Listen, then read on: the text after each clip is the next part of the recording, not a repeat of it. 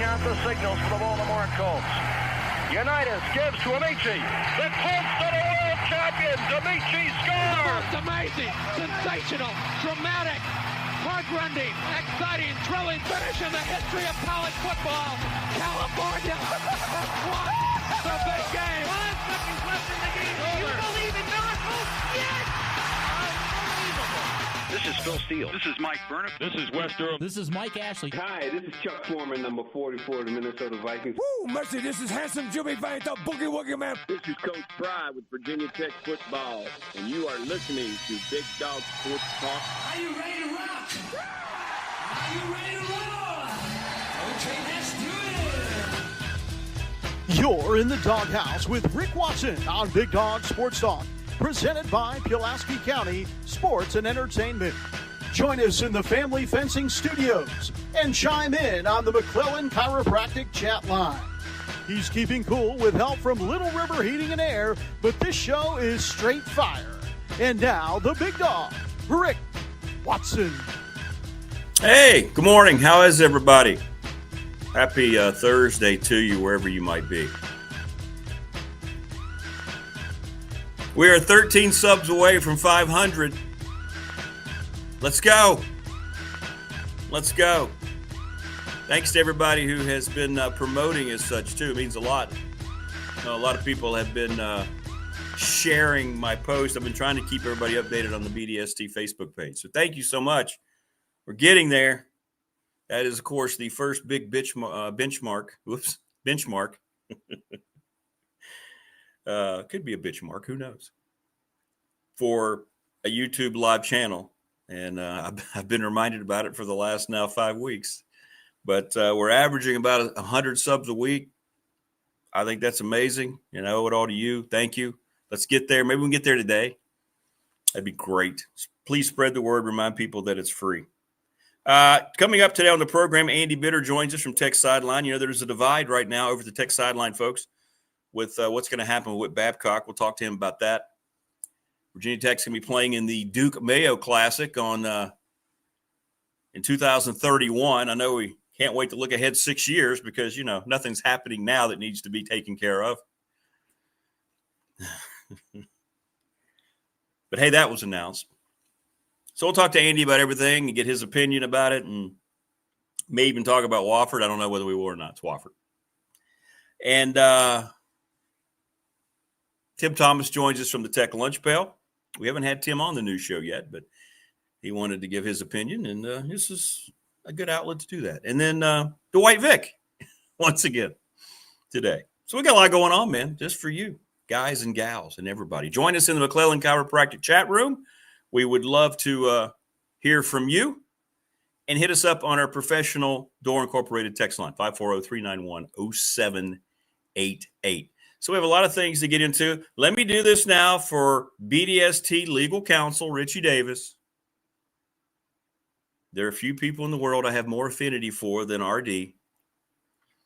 And he says, hey, Hokie Nation needs some love. They need some good vibes. They need some positivity. In case you missed it, yesterday afternoon, the New York Jets officially named Tyrod Taylor their starting quarterback for the game coming up against Tampa Bay on Sunday.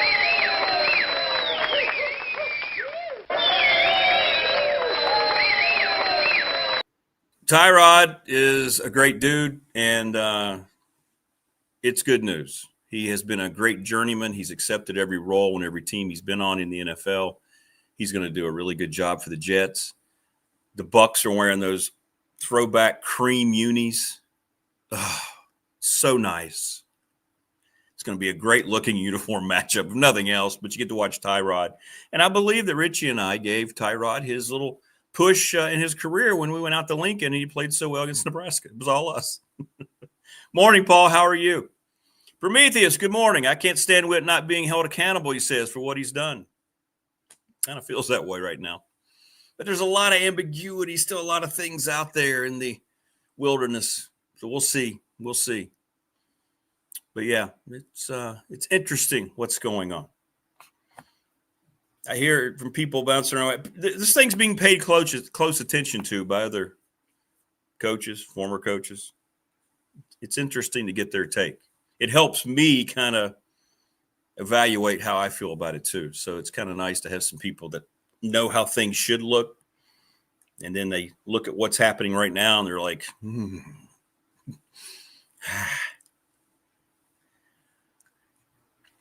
But we'll see. We'll see. Family Fencing sponsors our studio here in Reiner. By the way, home game tomorrow night here in Reiner. Castlewood coming to town. Eagles looking to go 3-1, baby. At familyfencingnrv.com. Maybe I'll try to be there. Maybe I'll hand out show flyers at the game. That'd be great. That's not a bad idea. I should do that. But go see Jason Green, Family Fencing Studios, 540-200-8294. They were the first folks to jump on this BDST YouTube train, and we're carrying them all the way across the world. Hey, it wouldn't be bad on a T-shirt. You know, those T-shirts that may or may not ever exist. McClellan Chiropractic, Mark Hunley and crew, sponsor of our chat room. Jump in there and comment. We'd love to hear from you. I mentioned the Professional Door Incorporated text line, 540-391-0788. Go see Travis Williams. Garage doors, nobody does it better than they do. Residential and commercial. Route 100 in Dublin, right across from NRCC. Family owned, 38 years in business. I mean, that's all you need to know. If you're in business 38 years, then you're doing something right. Every day we're brought to you by Pulaski County Sports and Entertainment. We read all the great stuff that they've been hosting nationally, regionally. It's all coming here to Pulaski County. They're not just going to keep it at a 1 or 2 state minimum. Jonathan Sweet and Company exploding. Talked to you about the female bicycling team that was here. I mean, it's just going to get better and better. I'm so honored that to be presented by Pulaski County Sports and Entertainment. Little River Heating and Air. Today it's supposed to get up to 80. Tomorrow, 82. So now you're back on the cooler side of things. 1095 Radford Street in Christiansburg. Make sure you let those folks take care of you. Ryan Pry, the attorney down in Radford. BDST fan question of the week, 701 West Main Street. And right now, the leader in the clubhouse, I counted it up last night. The question was, who would you want to see be the next Virginia Tech head coach? Guess who's leading? Shane Beamer has 22 votes. Dan Mullen has 16 votes. And then there's a potpourri of all sorts of other folks. But we'll finish that up tomorrow, and I already have next week's question lined up. So, see you there, Ryan. I'm doing my homework. And thanks to Larry Ramsey, National Bank member FDIC, our exclusive banking partner here on BDST. I've been with them for 35 years. Whatever it is, loans, you name it, they take care of it. Anytime I've had an issue, they knock it out of the park. So join us, and we would love to hear from you. Hokey Bob says the grilling party train. Yeah, I like that. Yeah. You could have like a little train, have like the new logo dog on a train, and then like have him, he's got like the spatula, have a grill behind him, and a ribeye flipping up. When you go over a hump, a ribeye is flipping up off of the grill. That would work, wouldn't it? There's all sorts of things that you could do. So Andy Bitter, Tim Thomas, and Dwight Vic coming up. 7:30-ish, 8 o'clock. That's what we have today. So, yeah. All right, so those of you who were with me during the radio show, sometimes when I was driving in the mornings, I would share with you what became bad driving guy updates, right? Bad driving guy can mean a myriad of things. Bad driving guy can be the guy who goes to get gas on a busy afternoon, a Saturday or a Friday after work, and get out of their vehicle, leave their vehicle at the pump, and then go in to get whatever they're going to get snack-wise or drinks and stay in there for 10 minutes, and then people are waiting in line. It can be that. It can be not giving a turn signal. At all, fill it in. And you probably all, like me, deal with it on a certain level every week. So then yesterday, I had the same instance of bad driving guy happen on 2 different types of roads. And I'm right now It is let's get in the left lane, the passing lane. Let's don't go fast at all, especially when the right lane is open. And then you just sit in the left lane. Now, this occurred as I was heading out of Radford yesterday at the stoplight there, where the Food City is, and you're headed toward the interstate. And, you're sitting there and you have a car in front of you, and it was a younger, probably a college kid. I don't know. And I'm thinking, all right, well, he's just poking along. Just in the left lane, poking along.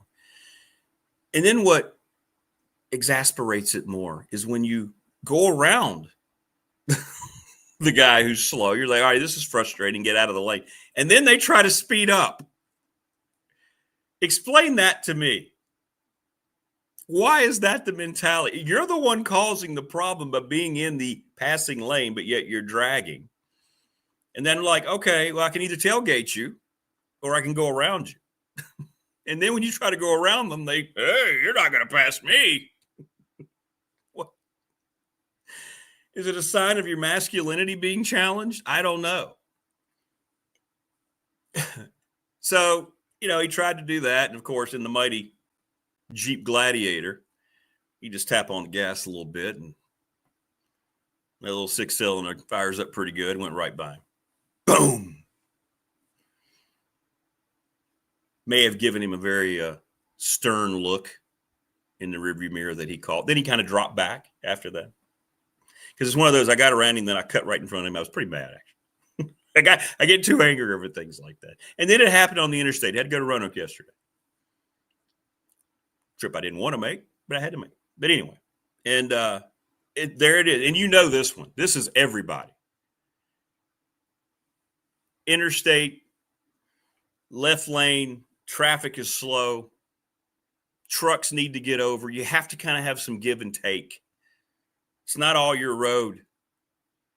And this is the bad driving guy that drives me absolutely blankety blank crazy. Bat blank, ape blank crazy. Is when you're in the left lane and there's probably 12, 15 vehicles and you're going, okay, well, this is why you have accidents. Let people over.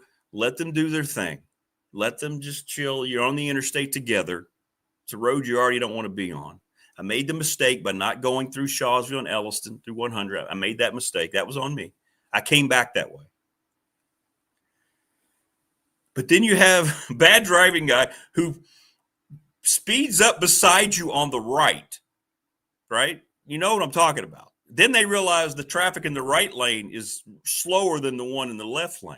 And then they think you're just going to let them cut right in front of you when they have sped up on your right side, as if you're the one holding them up when you have 12 or 15 cars ahead of them. So which is worse bad driving guy to you? That interstate guy, right lane guy who thinks, yeah, here I come. Or the guy on the left side in the passing lane. Oh, it's just, but I had both happen in the span of like 20 minutes yesterday. And you're just like, and you just look at the people on the right. I'm not letting you over.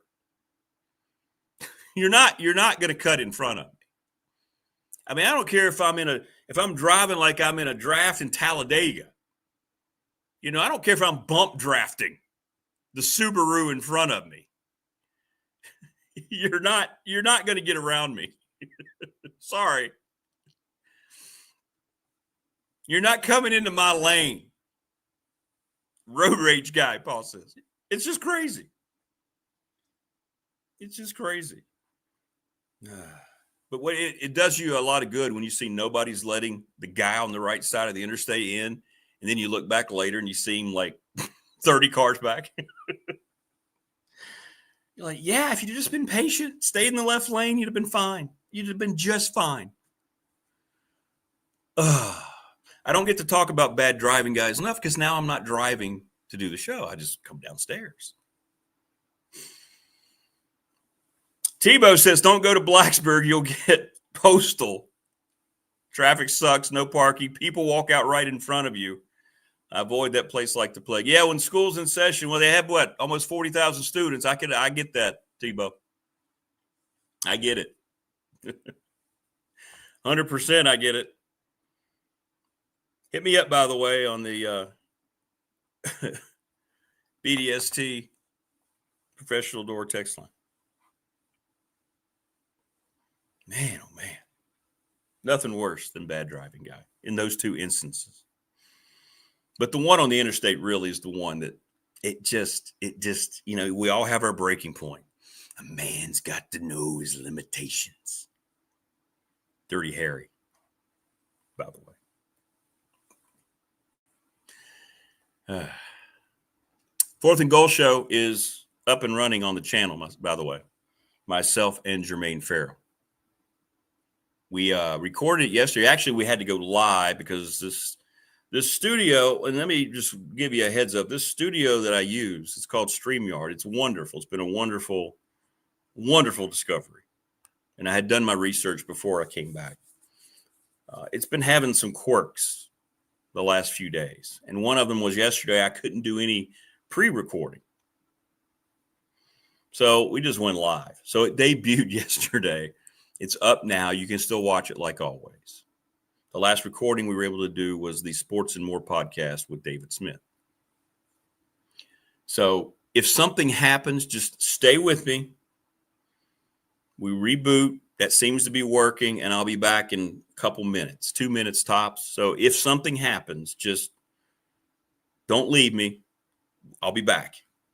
But I was watching streams last night, and it's happening. StreamYard is one of the most popular studios that live YouTubers and even, folks who just record as if they're live and post use on YouTube. And everybody was having a problem. They were talking about it. So it's a system-wide thing. It's not an internet thing. It's just something with the mechanism. So if something happens, just bear with me. I'm just trying to tell you ahead of time. College football is officially moving to a single all-season transfer portal window. The NCAA, is that still a thing? Announced. The Division I Administrative Committee voted to approve a legislative change that eliminates the spring transfer window, but did not sign off on establishing a January 2nd to 11th as the loan portal window for FBS and FCS players. So you're going to have a discussion about the modifying of dates, the length of the proposed January window, yada, yada, yada. Now, the FBS coaches have been advocating for a January portal window for quite a while now. So they're going to get their wish. The initial proposal would require college football players to wait until January 2nd, the day after the completion of the college football playoff quarterfinals, to enter their names in the portal. Players would then have 10 days to enter the portal, but are under no deadline to make a commitment to their next school once they enter. So now players on teams still competing in the playoff would have 5 days after their final postseason game to enter the portal. The semifinals this year in the Fiesta Bowl and the Peach Bowl are scheduled for January 8th and 9th. So the winter in the past, you remember the winter transfer portal opened in early December on the Monday after bowl game selections. The change is aimed at alleviating some of the stress of the loaded December calendar, during which transfer recruiting, coaching changes, bowl practices, signing day, bowl games, yada, yada, yada, were going on all at once. And this elimination of the spring transfer portal, or the spring transfer period, is a move the NCAA has considered for years. So that was news yesterday, along with the Tech-Wisconsin game 2031, the Duke-Mayo game. Because, it's tough enough to plan ahead for the next day, but hey, let's go ahead and make plans for 2031 when you don't know what anything's going to look like. So there you go. That was the big news yesterday with the portal change. I think we knew it was coming. Coaches had been pushing it for a while.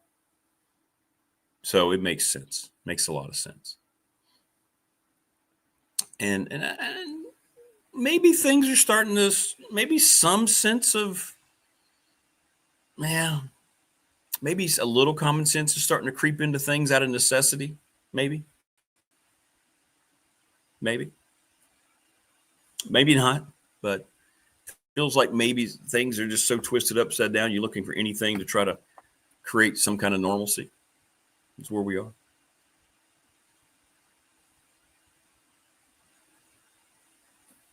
Steve on the Professional Door Incorporated text line. Did I hear you right? Did you just say that Shane Beamer is leading? Yeah, he's got 22 votes. He does. Look, I write about this a little bit in my column in the Patriot this week.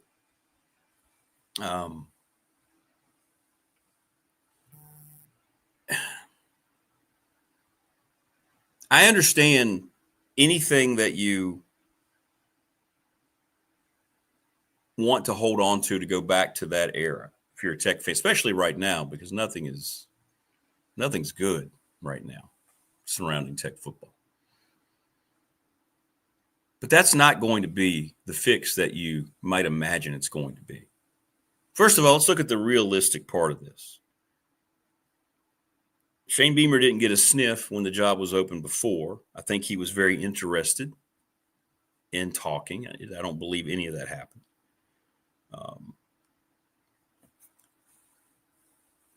For one, he's at South Carolina. He's in the SEC, the highest profile collegiate league that'll never be surpassed.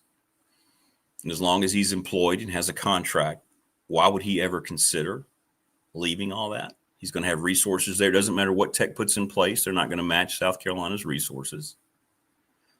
Whatever happens here after the committee and the money that's announced. And Prometheus, you just hit on the last thing I was going to talk about. He doesn't want to come here.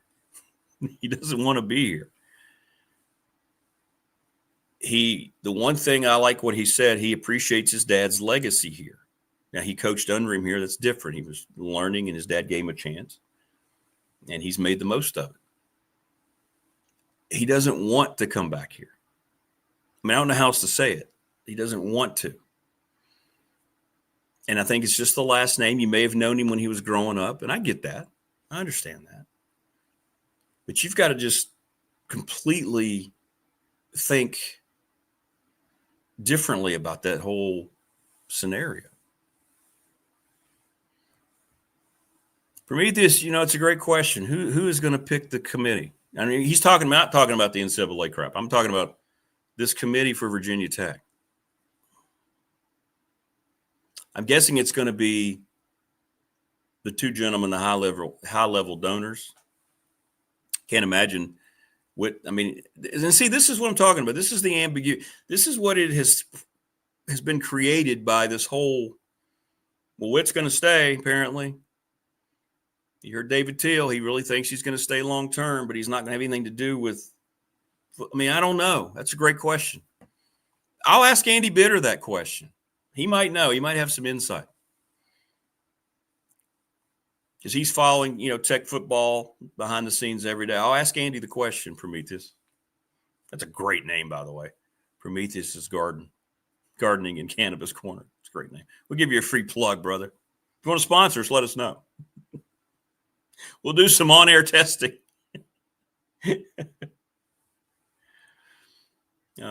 Just like the quarterback Carr went to Notre Dame instead of going to Michigan. Yeah. And I respect that. I respect that my dad did the whole Tech thing. I'm doing my thing.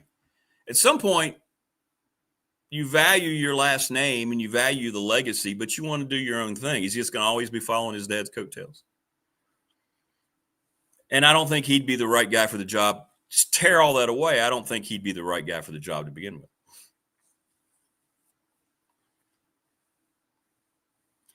Rick Tebow says, honest question, do you think Tech fan needs to get away from hiring a Tech guy? Yes, 100%. Hire the best guy who comes in with the proper credentials that may have done something similar before, correct. Tebow, you nailed it 100%. Just go hire the best coach you can get. 100%. Troy, right now, Dan Mullen is second behind Beamer in the fans' choice. I read you the text yesterday I got that Dan Mullen and John Sumrall not interested in the Tech job. Dan Mullen not happening. I understand it. I know why you say that, Tech fan. He's not coming. You know how I know? Because my source shares the same agent. But Dan Mullen, it's Shane and Dan Mullen right now. I think Mullen was like 6 behind him. I think it was like 22-16, something like that. And then it just goes into all sorts of different things. Sumrall had a few on there. Dave Clawson, his name was thrown out there a whole lot. I saw some Matt Campbell's in there. Whoops. That could have been the case.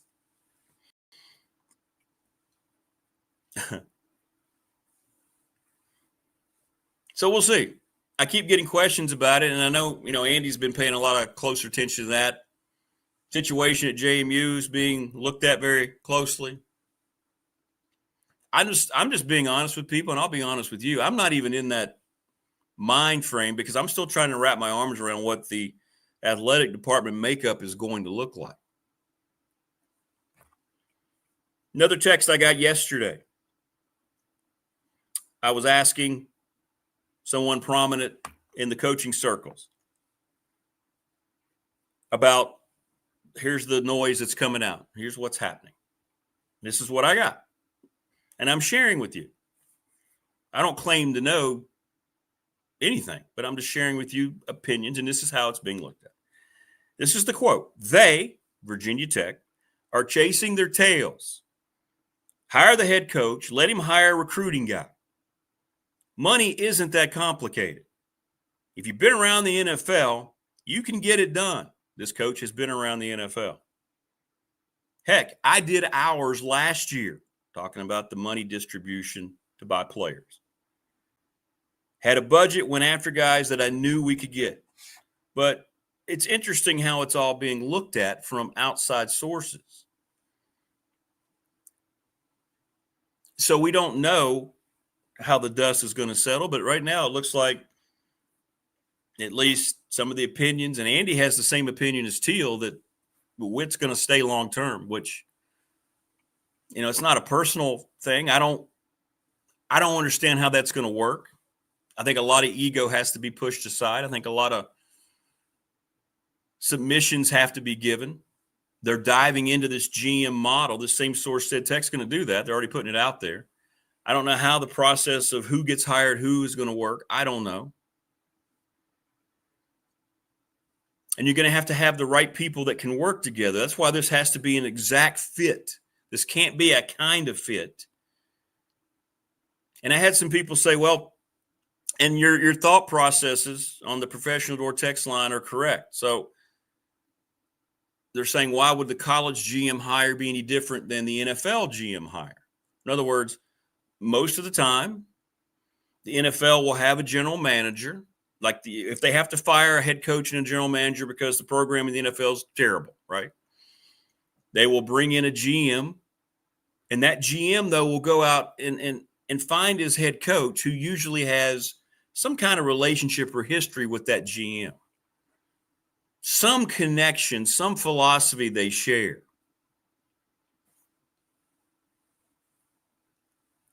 Now, I don't know how that – I understand the theory that that's how you would do it in Virginia Tech's pecking order. I get that. But just like this source said, and he followed up by saying, any head coach or any coach who has options, in other words, that's in demand elsewhere, is not going to look at this scenario if a committee is in place and the GM is in place, if they have options and they're going to put Tech at the top of their list. Obviously, money could change that.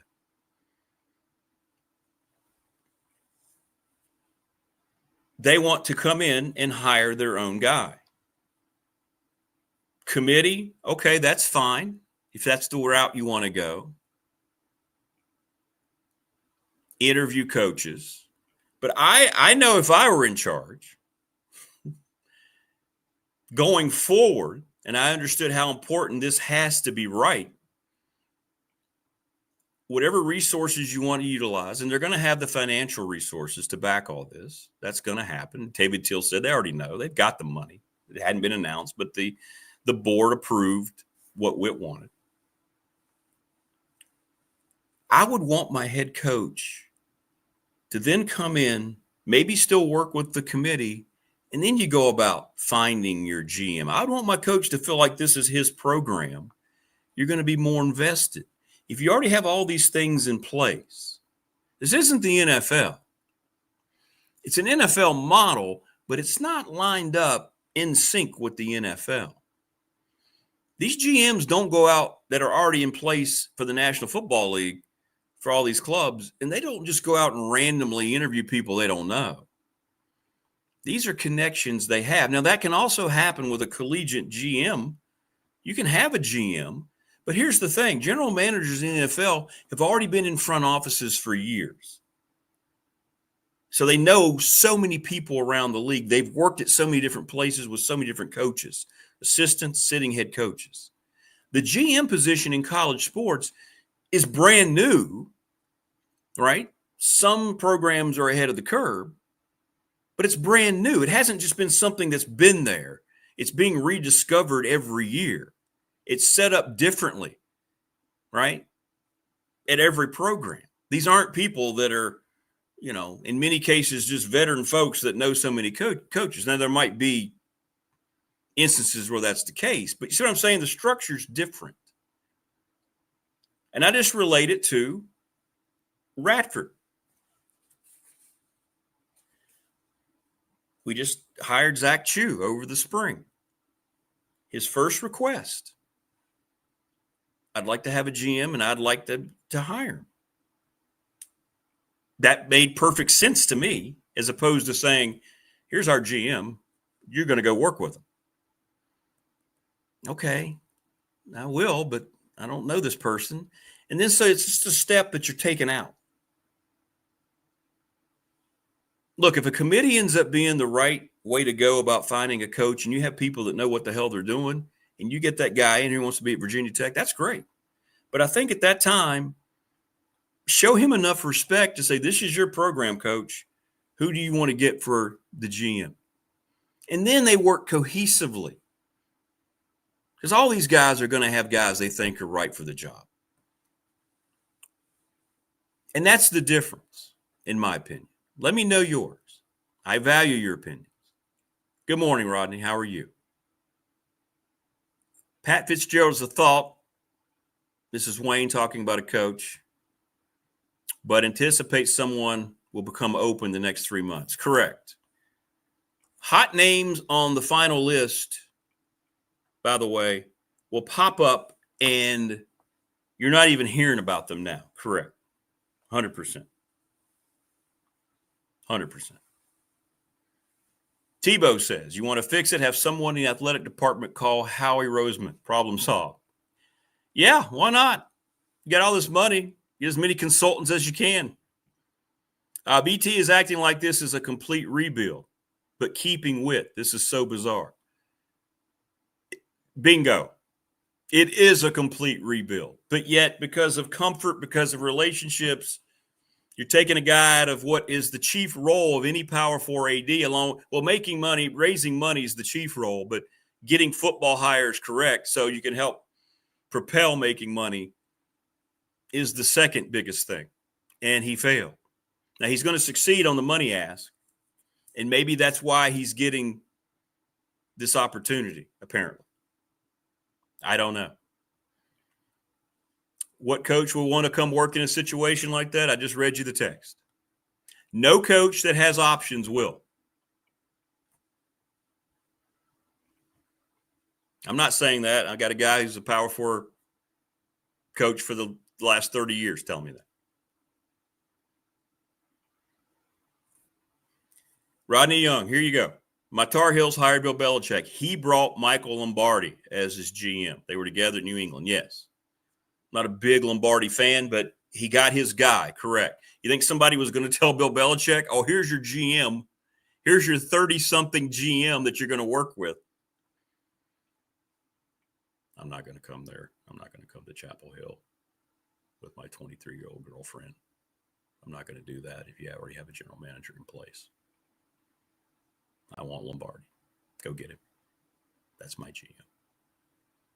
I love the new North Carolina hoodie, by the way. It's great. Jordan, well, she smelled like lemon drops today.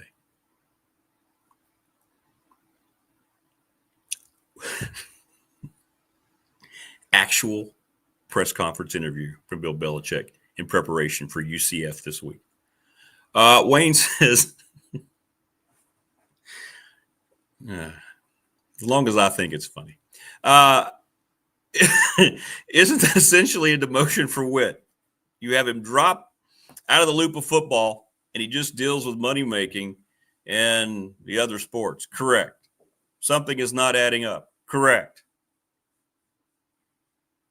Paul says, I just want a coach that coaches and is focused on coaching. And I think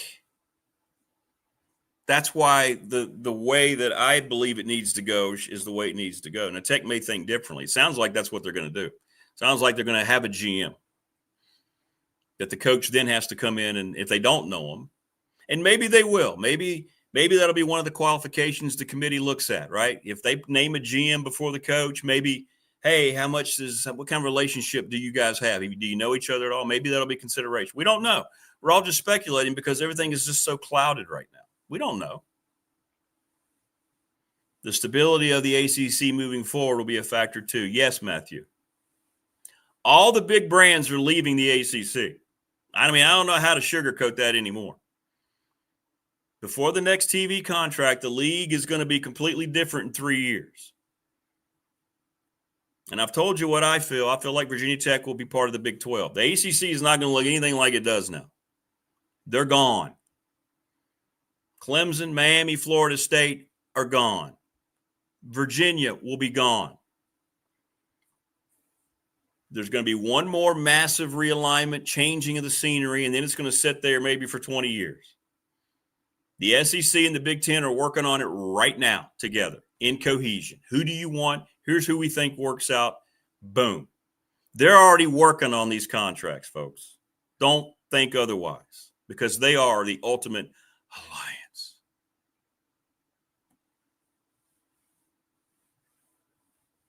Thank you, Rodney. Yeah.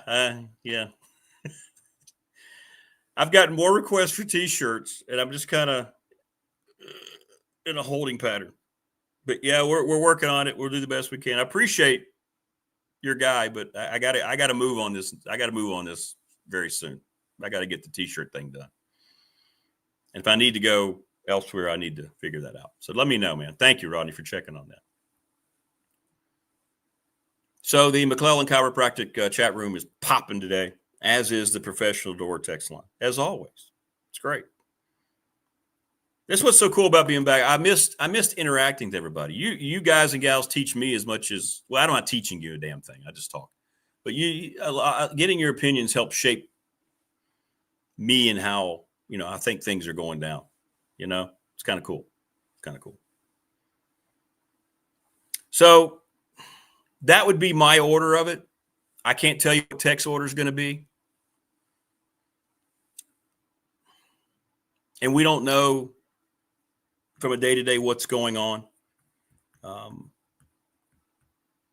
what really got my attention yesterday was Teal being pretty confident that Whit Babcock will be there throughout 2026.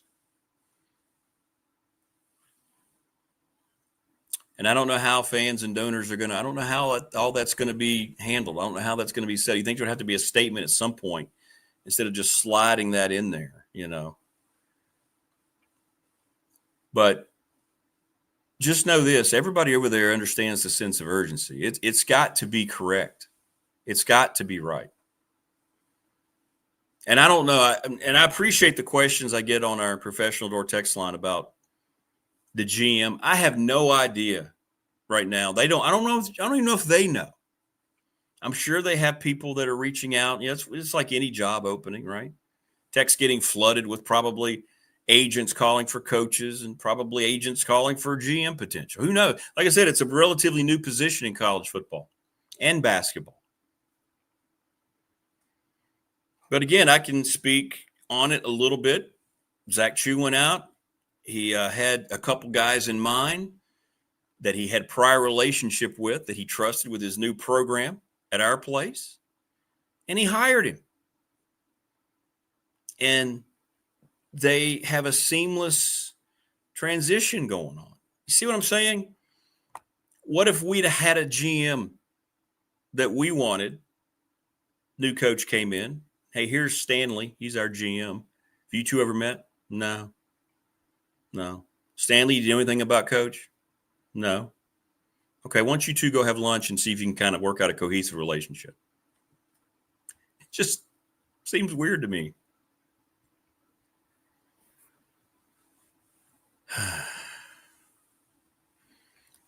There will be a coach who comes in that's been a head coach, correct? That is going to happen. And get that a lot. It won't be an assistant. David Hill said if there's one guarantee out of all this, he did admit he's wrong about a lot of stuff. He said it will not be some hotshot young assistant. It's going to be a head coach who has done head coaching stuff before. They won't make that mistake again. Chris, good morning. My favorite politician, Chris Stafford. Jeff King for GM. To Teal's point yesterday about Jeff, unless he just really wants to come home, he's getting a decent reputation climbing the ladder in NFL front offices. The most secured professional sports model in the history of mankind that will soon be $1 trillion industry. Unless you just have a hankering for grandma's cooking, I don't know if you want to leave that to come to all this uncertainty and ambiguity of college athletics. Agreed, for Tech, it would be. But for him, who knows? And who knows? But it comes down to a personal choice. He might want that challenge. He may just want to be back. You don't know. Chris Page says Neil Brown. Ooh. I don't think that would go over very well with Tech fan. Look, Neil Brown's a great dude. He was on the radio show several times. I wish it had worked out for him at WV, but it didn't. Roddy says if you hire GM and someone else is hired as head coach, it probably isn't going to work. I think you're creating a lot of potential pitfalls, yeah. That's why I think at the collegiate level, it's got to go the other way.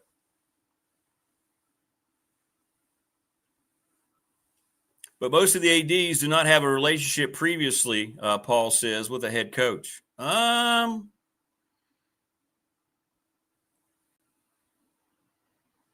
Not when they make the hires. You know, Witt came in immediately and had to make a hire. It was his hire. It was his guy. I mean,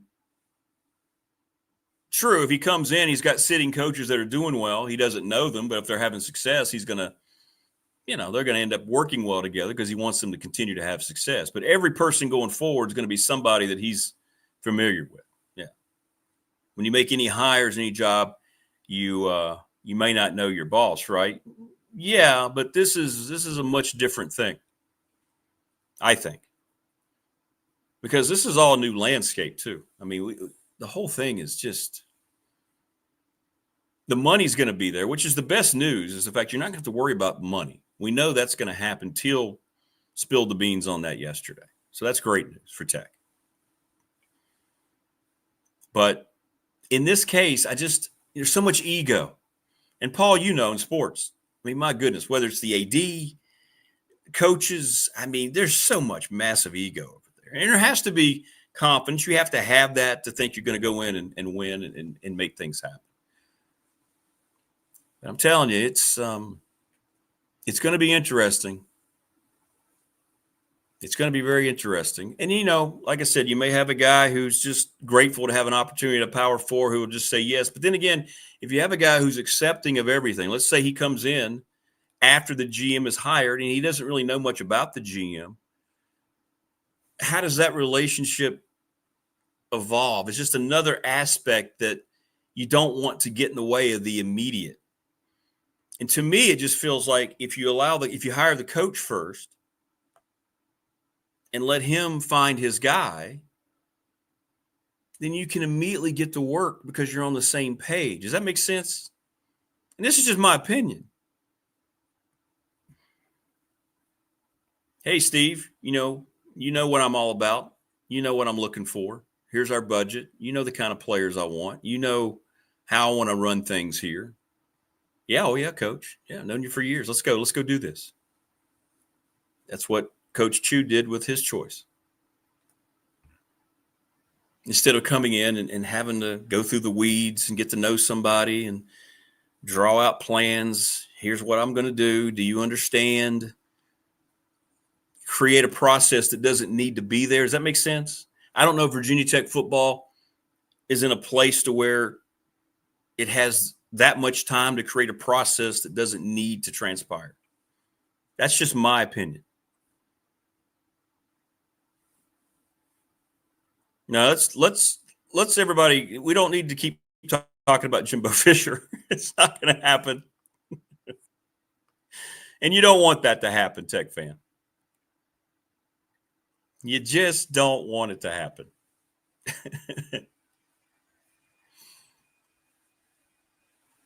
I don't know why you'd say that, Rick. I don't appreciate that.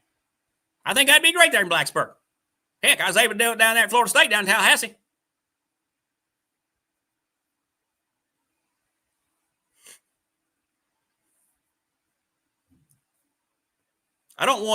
Let's put it this way. I don't want coaches who are just getting bored, former coaches who are just getting bored, to want to come up here to Blacksburg to take over just because they're bored. And that's what Jimbo has said, right? When he put his name out there like a month before the season. I don't want somebody just trying to alleviate their boredom to be the new coach over here in Blacksburg. No, you want some guy who wants to come in and just make this program his own and turn it back into a success. That's all. Andy Bitter, Tim Thomas, and Dwight Vic.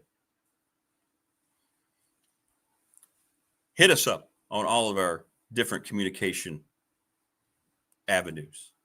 The McClellan Chiropractic chat room. There you see it. It's running. Thank you, everybody, for giving me your opinion about that. That's great. And the BDST text line, 540-391-0788. Sponsored by Professional Door. Wayne said both Teal and Damian Sordelette described a setup where the GM is the coach's boss and the AD is not involved. Yeah, that's kind of what Teal said. We'll get Andy's take on that too. Yeah. The GM is the coach's boss. So you're still going to have an AD that has nothing to do with it. You're going to have a GM. So does that mean that the GM is just going to come in immediately and be – so you have a committee and a GM. If the GM is going to be the coach's boss, is the GM then going to be in charge of hiring the coach? What about the committee? See, we have all this ambiguity. How does that separate itself? How does that work itself out? Time will tell. That's all. Time will tell. Does the committee just come in, make the recommendation, and then it's up to an appointed GM? That could be the case too. Is there going to be a list of hierarchy? There's all sorts of questions. But they have no choice. They have to keep Witt as far away from this as they can. And everything we said and speculated was, hey, he can't be involved in the hiring of a third coach, or a third football coach. I don't know any AD I can't think of one. I haven't researched it, but I can't think of one that's been given 3 chances to hire a football coach that hasn't worked out. And usually that AD is no longer there.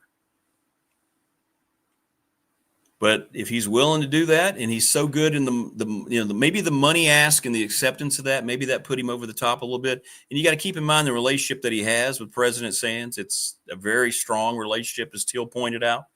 So that has a lot to do with it too. So there's a lot of personal relationships that are involved in this, as opposed to just being on the outside that we don't know about.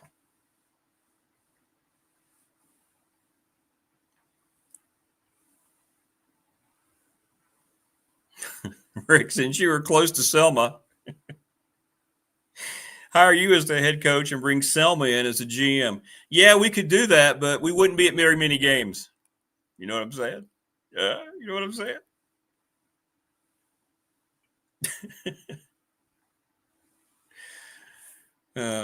Jimmy says that Virginia Tech should do the Seinfeld opposite. Yeah. My favorite episode, by the way, doing the complete opposite.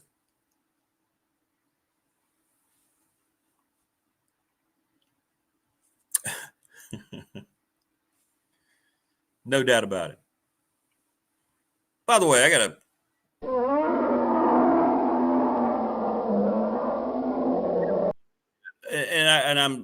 I hate that I'm late. You may not know who he is, but everybody knows I'm a Bigfoot enthusiast. Dr. Jeff Meldrum passed away last weekend. I had just communicated with him about 3 weeks ago. He came on the old show a couple of times. And if you know anything about Bigfoot research, if you know anything about these documentaries, he's the gentleman that worked at Idaho State with the beard, and he has all these footprints. And he was a guy that was completely turned on his ear. He had his own experience out in the wilderness years ago and dedicated his life going forward trying to, learn more about and prove the existence of these animals. And man, it just came across my news feed that, and I wondered, I had not heard from him.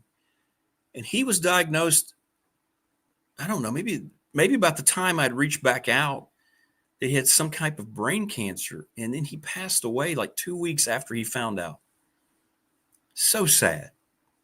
So sad. So tip of the cap to Dr. Jeff Meldrum. If you watch any documentary on Bigfoot, you're going to see Dr. Jeff Meldrum. You'll know who I'm talking about. And he was so gracious when we had him on. Such a nice man. Very sad. Very sad. Rest in peace, doctor. You did a lot. You were one of the real ones. One of the real ones. But I wanted to pass that along because I did want to have him on. I thought it'd been great to have him here, in the new visual format. But you just never know, man. You never know. But that, it kind of rocked me a little bit. I think I found out it was late last week. But I meant to say something. Very sad. Troy, if things go bad at South Carolina this year, he says he thinks Beamer's job could be in jeopardy. 2 years ago, they were trying to get people to buy him out.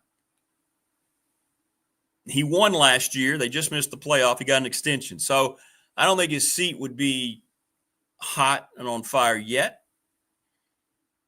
But we'll see.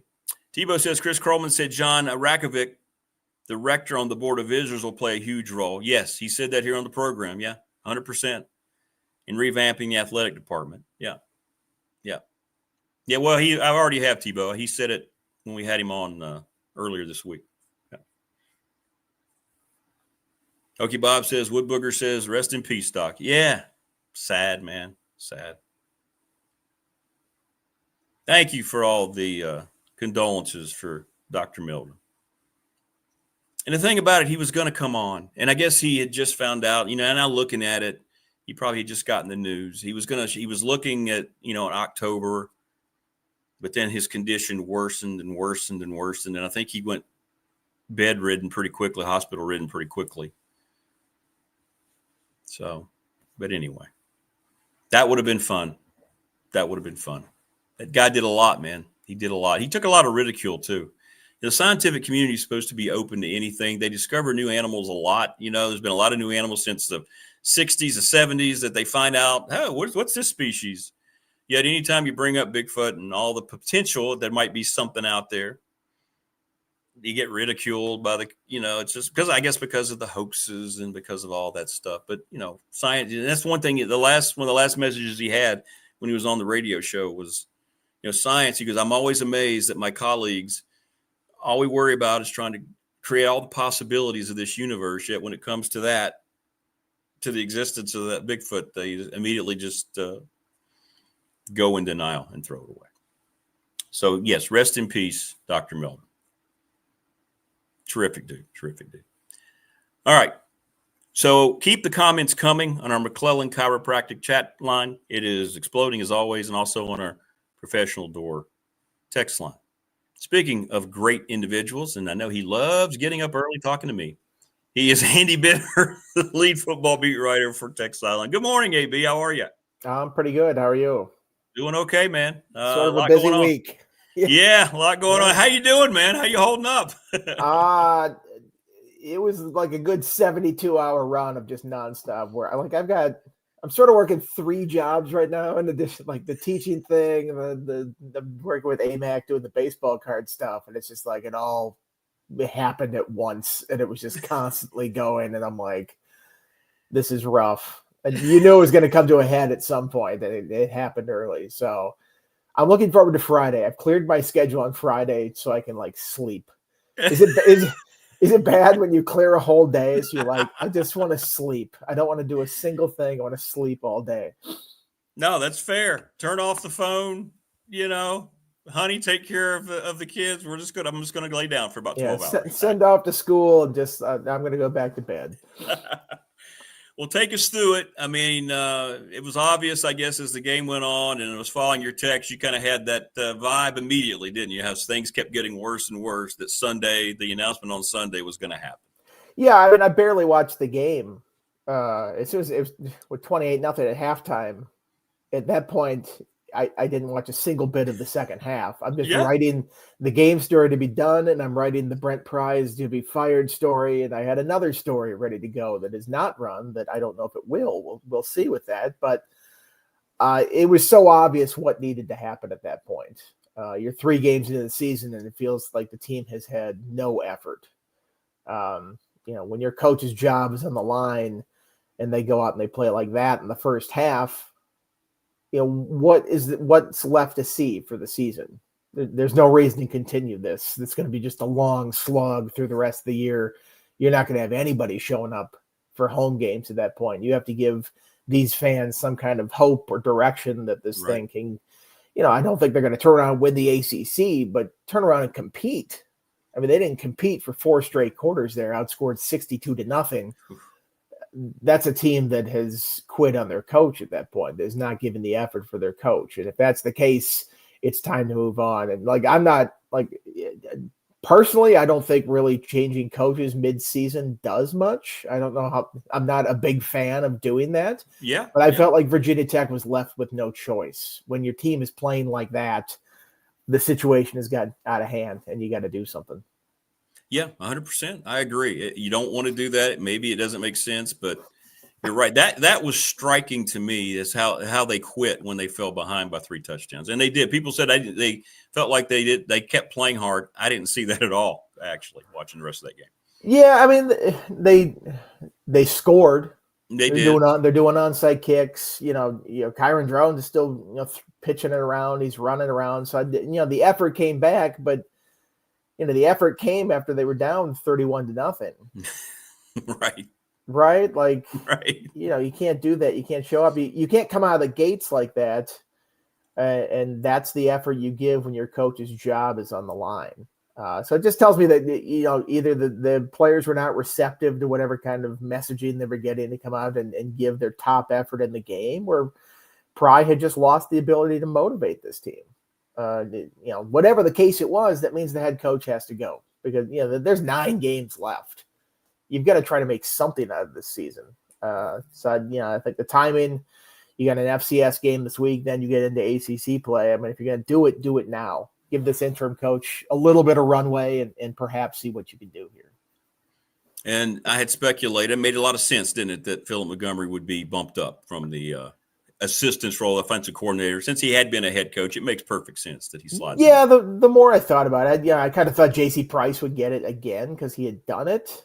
But the circumstances are different. The last time they had 2 defensive line coaches, right? So it made sense to move J.C. over on a short-term basis because that sort of was the least disruption that you had for the staff. And it was also 2 games and then a bowl game possibility on top of that. In this case, you're talking about 9 games.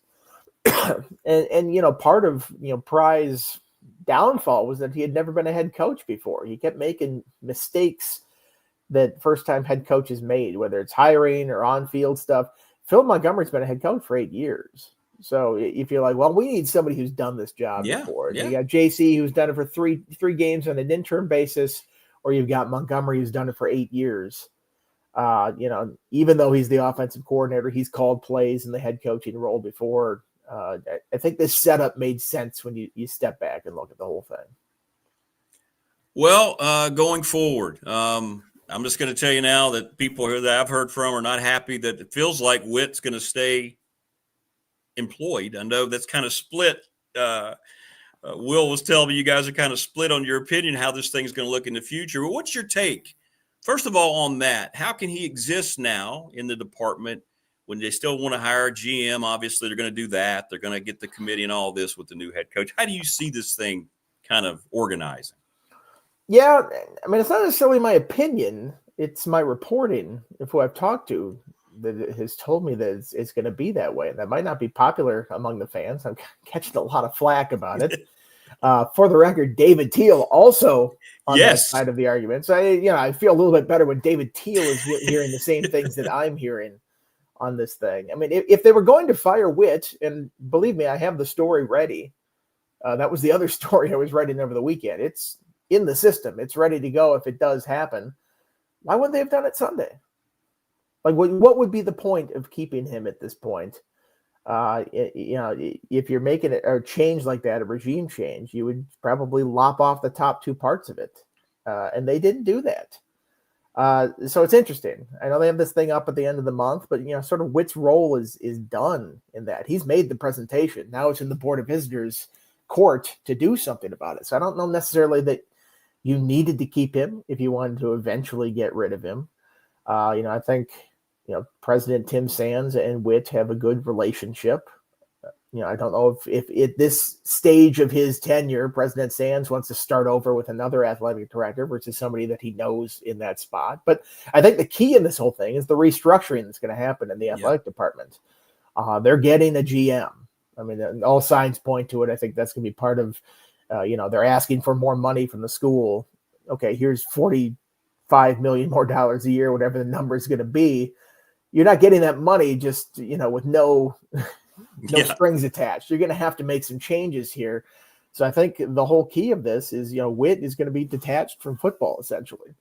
They're going to have a GM that the coach will report to. The GM reports to the board or the president. I don't know exactly, what kind of org chart they're going to have on this whole thing. But I think the GM is going to be a very powerful person within this athletic department. And certainly with regards to football, because that's the part that has, it's sort of bedeviled this whole group for the last 10 plus years. They've not been able to figure that side out. And I think that's obvious when you look at the hiring structure that they're doing with this. Witt's not making this hire. It's a committee that's making this hire. Now Witt's advising that group and will offer help, but it's kind of unclear whether he's on that group or like adjacent to that group. I don't know exactly how that's working, but that's out of his hands there too. It's going to be a different group of people handling the football side of it. So if that's such a powerful position, and that has been the thing that is sort of, given Witt so much trouble over these years, I could see it making sense if you remove that from the equation. Because you look at how he's done with some of the other sports, and the hires with basketball have been great. I know people are like, oh, Mike Young's not doing anything. Mike Young didn't forget how to coach. They just haven't been able to fund it to the levels that they want in recent years. Women's basketball hires have been very good. I think Megan Duffy was a good hire. I think last year was going to be a tough year for anybody coming off of that run that they had under Kenny. Baseball's John Sheff had that thing rolling. They've not been able to keep it going lately. Again, I wonder if that's a coaching thing or a funding thing. Softball's been good. Wrestling's been good. Other parts of the athletic department have been good, but football, which is why I think that maybe that gives Witt a chance to stay. Now, I could be completely wrong. In 2 weeks from now, they turn around and they axe him in this whole thing. But, from what I'm hearing, I don't think that's the case. Andy Bitter joining us on the program, the lead football beat writer for Tech Sideline. All right, so the next question. People are asking about the type of head coach. Teal's 100% convinced it's going to be a guy who's been a head coach. No more guessing with coordinators and so forth. Do you follow that same line of thinking? I think whenever you make a change at the head coaching position, you always go sort of the opposite direction of what the previous one was, right? Like, yeah, it makes sense. You had Frank for the longest time, and he was defensive coach, and the offense really wasn't working at the end. So you hire a younger guy in Fuente that's an offensive guru, supposedly had it going there early and it didn't go. It doesn't work out with Fuente. Big problem with him was sort of, the connection to the school, understanding the culture and how things work. So what's the next hire? It's a culture hire, right? It's Brent Pry. He's part of this in the past. He gets Virginia Tech. Right. Okay, well, he didn't have the head coaching chops, the experience before. So now I think this hire, you have to have the head coaching experience because, again, that was Pry's downfall there. Is he didn't, he went out and hired 2 first-time coordinators right out of the gates. It's like, okay, you can't have on-the-job training on both sides of the ball.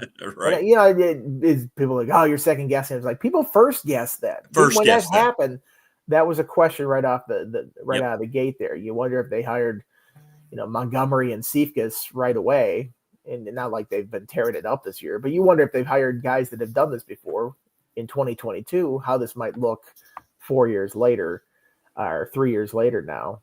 So stuff like that. They're going to hire somebody that has done it before, that has been able to handle a big operation, because that's what this is. I mean, it's getting so big now that it's difficult for a head coach by himself just to handle an entire program, and it's obviously too big for the current setup that Virginia Tech has, the way the athletic director was working with it. That's why they're bringing in the GM. So you need somebody GM wise to handle this personnel. You need somebody football wise to handle the coaching and to be able to manage all of that. And I think that's been a problem recently, is that it's been too big of a task for the person who was in charge of it. Well, how do you see all that developing? It's still relatively new, right? It's not set in stone. It's a professional model, but this isn't the NFL. We're just now starting to get more consistency with the whole GM positions. We did it at Radford with our new basketball coach. And so I kind of have a little insight in how that went down. But how do you see that coexisting? In an ideal world, do you have time to have the committee appointed, however that's going to look, have the coach come in and bring in his guy? It sounds like Tech wants to have a GM in place and then go out and hire the head coach. It's weird because it's a very big shift in the college model. The coach has been the king. And in all these programs, like what he says goes, what he says sets the directives for everything in the program, from staffing to players to uniforms. Anything they say is going to go. That's right. And you look at the NFL, it's like, well, on the field, everything the coach does, but personnel wise, there's a whole group of people that make those decisions. It's not just the coach; he has input, but the general manager is doing that stuff. The general manager. Or the owner has hiring and firing decisions there. Like there's somebody above that's making that. And then sometimes the general manager will make those decisions on who's getting fired. So, how is this college setup going to be? What's that power dynamic? In Stanford, Andrew Luck has all the power there, right? I mean, he's in charge of that. He's going to choose the next football coach. That is going to be that relationship. That's going to be that reporting tree that they have out there. Right. Bill Belichick's not reporting to Mike Lombardi at UNC.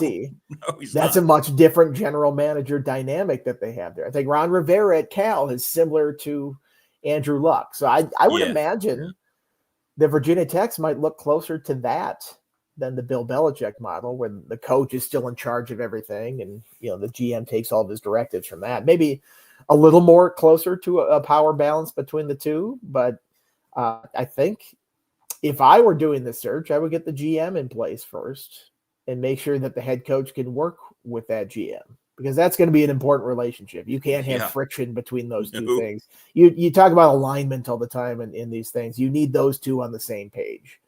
Exactly. So I think that's part of the reason people are like, well, how can you keep Witt around if it's been so bad with him with football? What football coach is going to want to work with him? Well, I think the GM hire is more important in that regard, that relationship works, because I think the GM is going to be vastly more involved with football than what Babcock will going forward.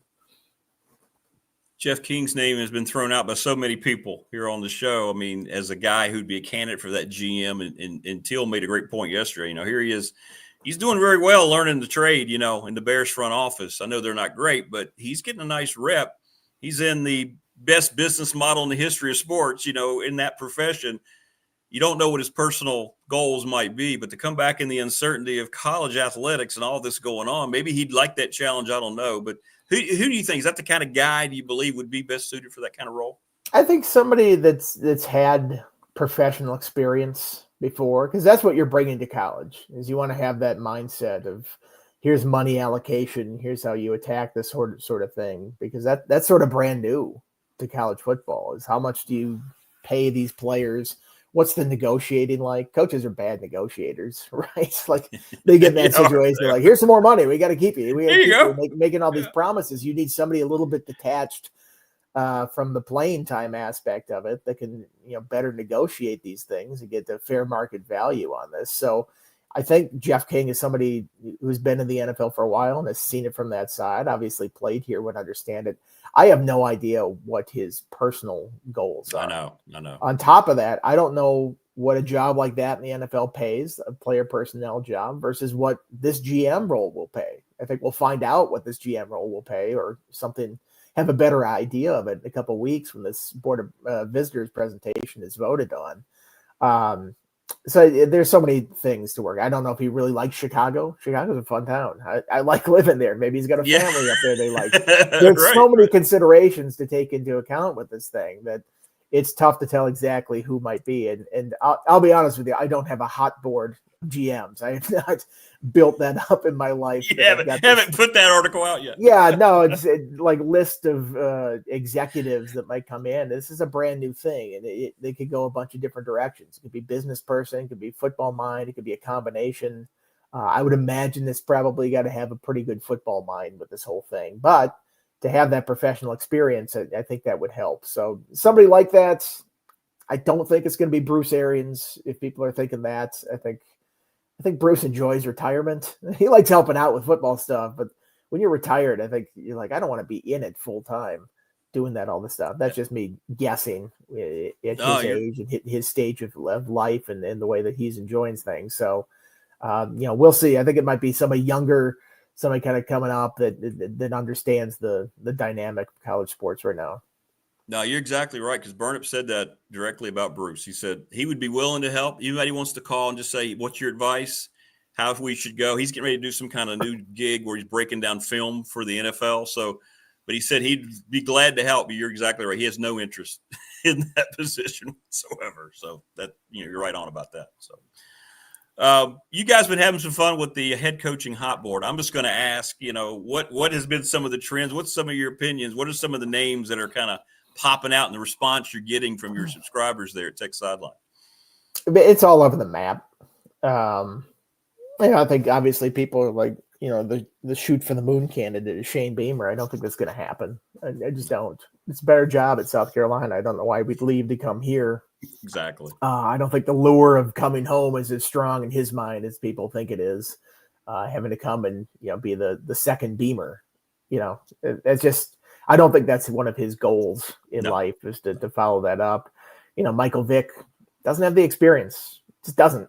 Year one, he's coached 3 games. You don't even know if he can coach. You grab some headlines at the press conference, but you got to win games after that. And he might be able to do that, but I've seen no evidence yet, because he has coached 3 games.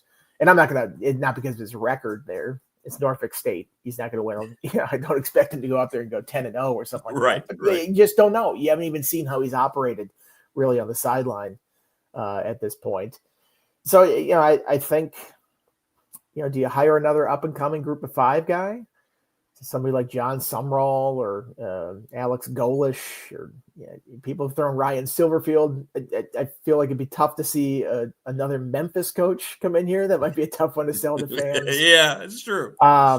is it a coach that's out of work right now out there, like Pat Fitzgerald or Dave Clawson, Jimbo Fisher? I mean, those guys are guys you could talk to right now. Of those three, I wonder if Clawson wants to get back into it. I think he'd be a good hire, but I wonder what his desire level is to get back into coaching right now at this, NIL and everything going on.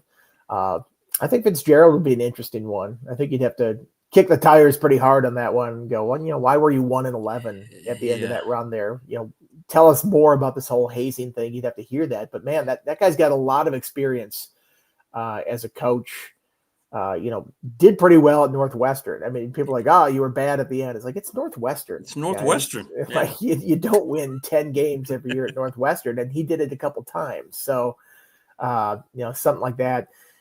If they could pry Matt Campbell away from Iowa State, I'd do it in a heartbeat. I think that guy's a phenomenal coach. I do too. I don't think he's leaving Iowa State. I think he likes it there. I think he really likes it there. And there's, he's a culture guy from Mount Union, sort of this, it's a D3 school that just produced all these national championships. Yeah. And man, I wonder if he just likes Iowa State and likes making it his own, because I feel like, his stock was pretty high previously, and he just never made that jump and never took off somewhere else. I feel like he's probably had offers before and has not left. So I don't know if Virginia Tech could do that. If they could, I'd do it like that. Like, search is over. If he said yes, I'd be like, boom, save done. Money on the committee. Like, here's $8 million a year. Go do it. I think it would be that easy of a decision, but I don't think it's going to go that direction. So, every coach has its, pluses and minuses. You're either trading off, why is this guy been out of work lately? Why is this Dan Mullen another interesting one?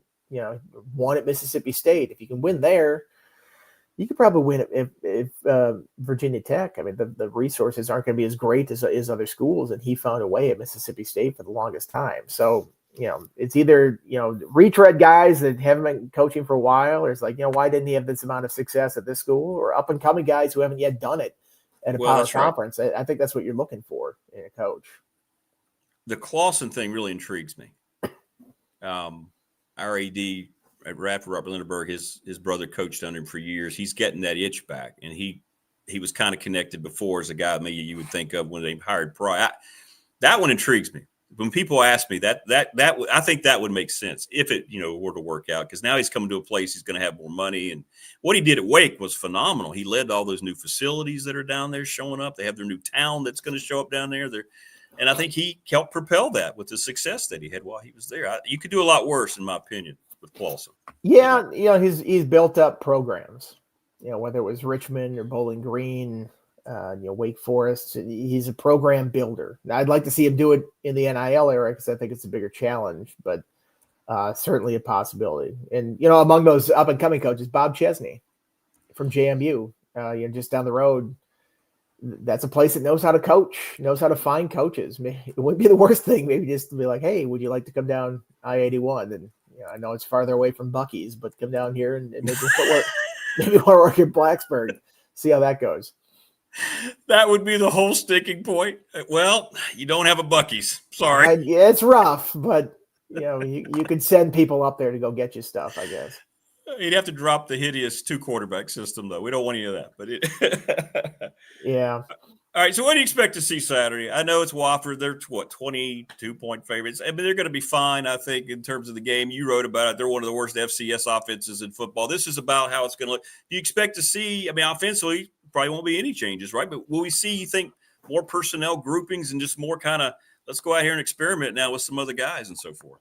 I'll be honest, I have no idea what to expect personnel-wise. I'll be curious to see if there are any other opt-outs. It's 4 games in. You could play this one and still redshirt after that. Dante Lovett's already opted out for the season and entered the transfer portal to maintain his eligibility here.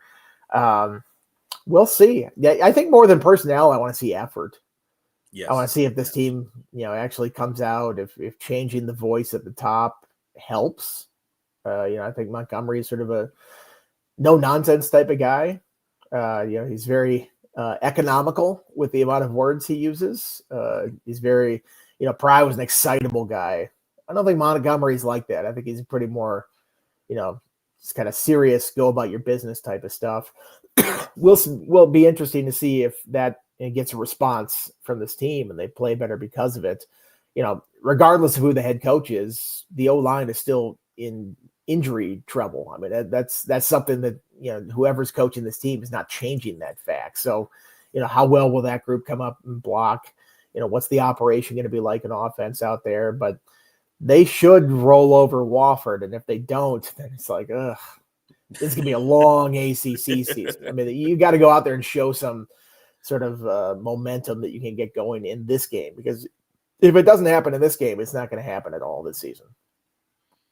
Which teams impress you most? I always like to ask you about the ACC. Which teams impress you most, Georgia Tech or Miami? We knew Miami was going to be pretty good, but what they did to USF really got my attention. And Georgia Tech, what a thrilling, that may be the best finish in the ACC all year, what they did on Saturday. Yeah, I mean, Miami has proved me wrong. I'm like, oh, is Carson Beck really as good as you think? It's like, yeah, he is. Yeah. I'll take the L on that one. He looks like he's pretty good there.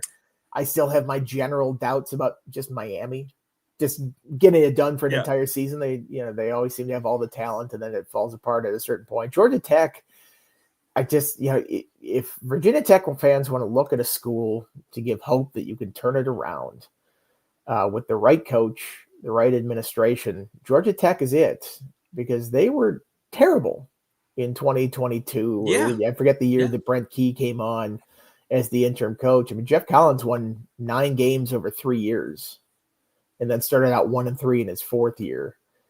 And they fired him, and they fired the AD. That was that was the same day in September type of deal, which is what I thought might have happened here, and it didn't. Yeah.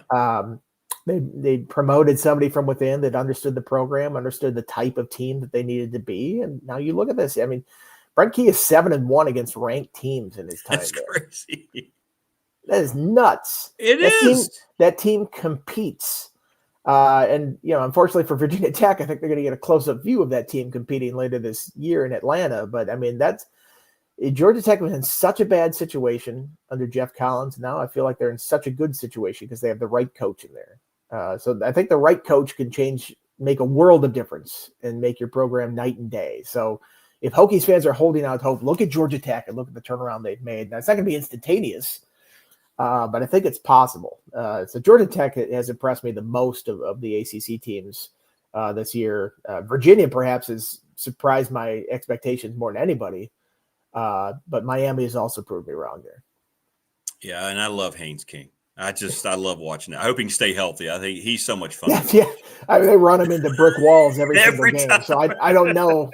I mean, that's brutal. If he was on the NCAA game, his body would just be pure red.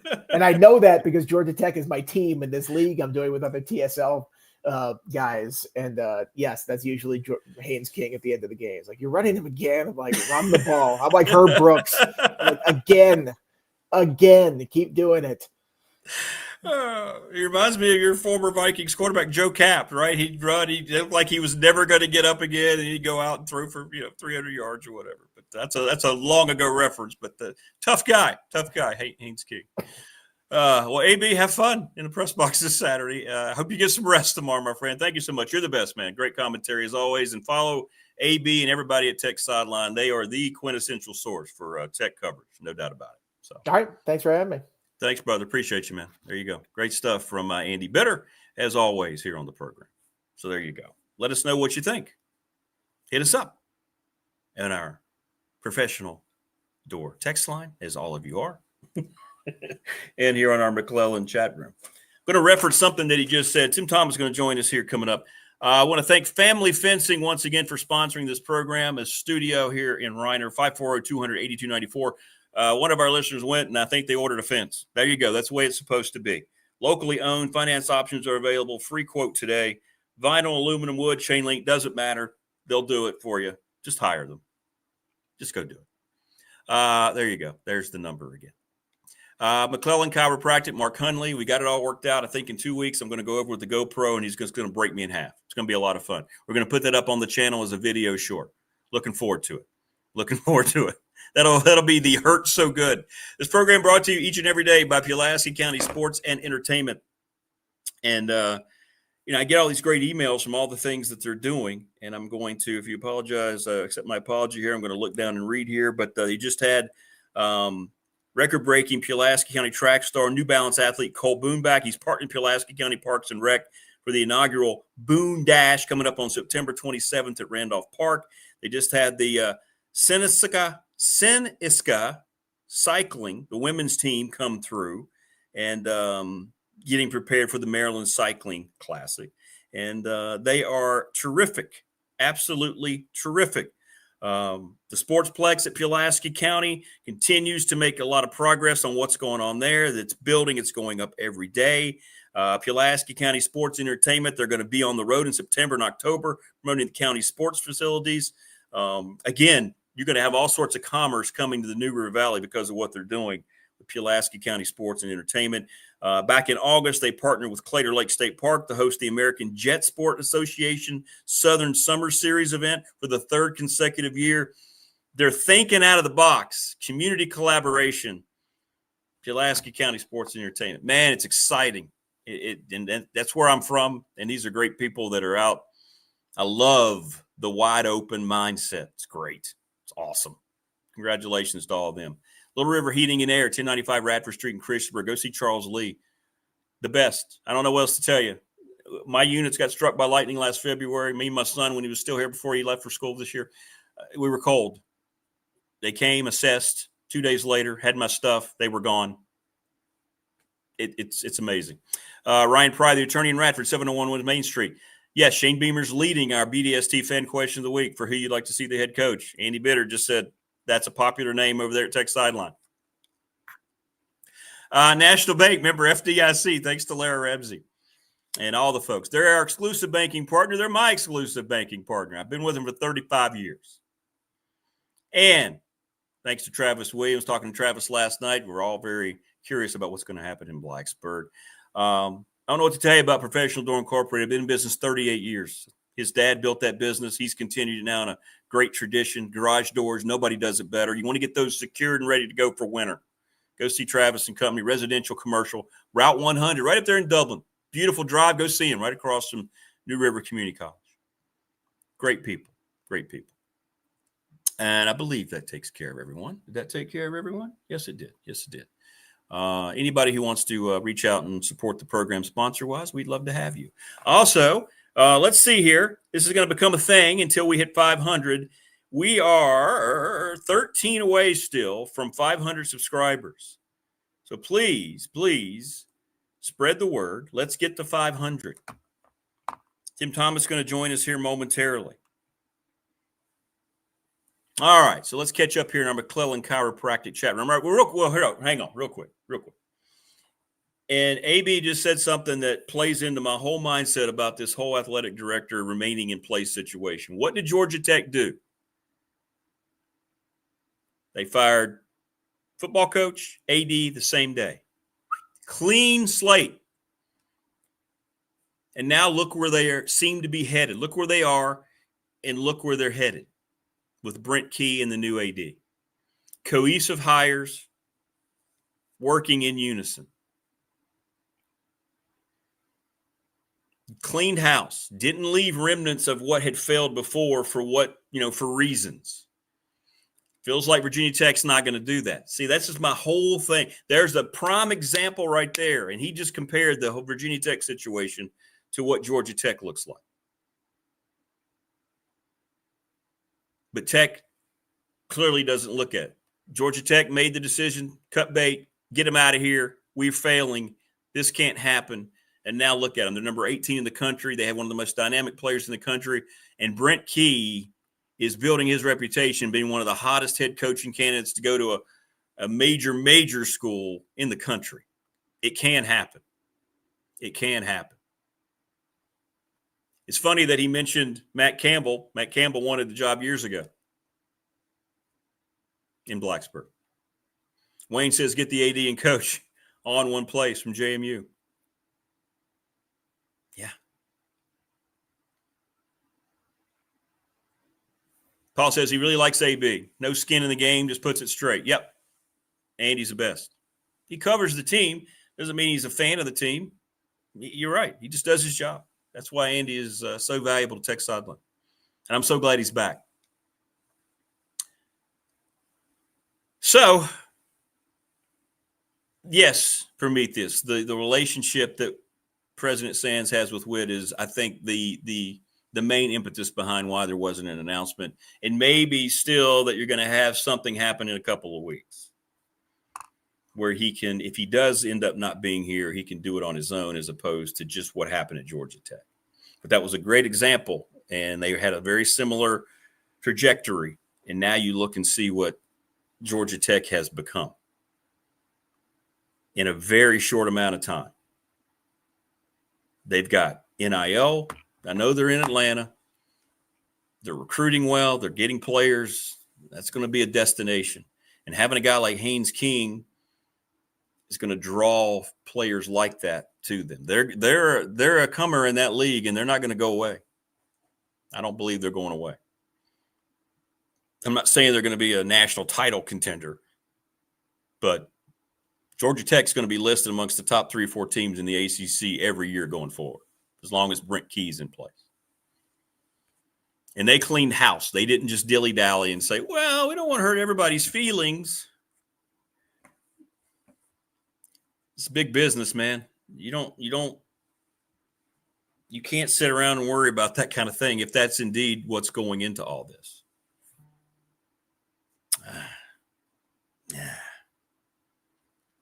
Yeah, I saw that on our in our chat room. Who was that? Sad VT fan. They need to hire a woman so things can get done. It was pretty funny. I like that. Dwight Vic comes up 8:00. We'll get his reaction to what seemingly is going to happen in the department going forward.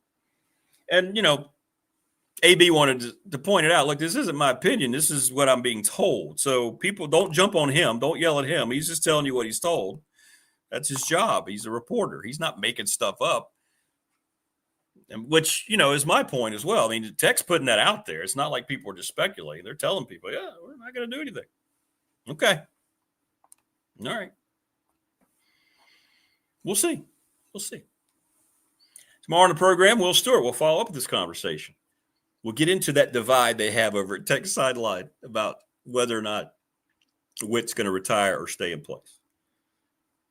Mike Ashley and Jen, the Gamecock girl, who's been very quiet this week. Haven't heard from her much. Having to deal with Diego Pavia will do that to you. That guy's pretty good, by the way. I don't know if you knew that. Diego Pavia, he can play.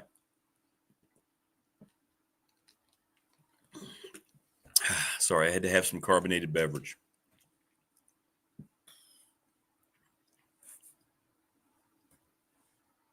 My 2 favorite players in college football each wear gold helmets.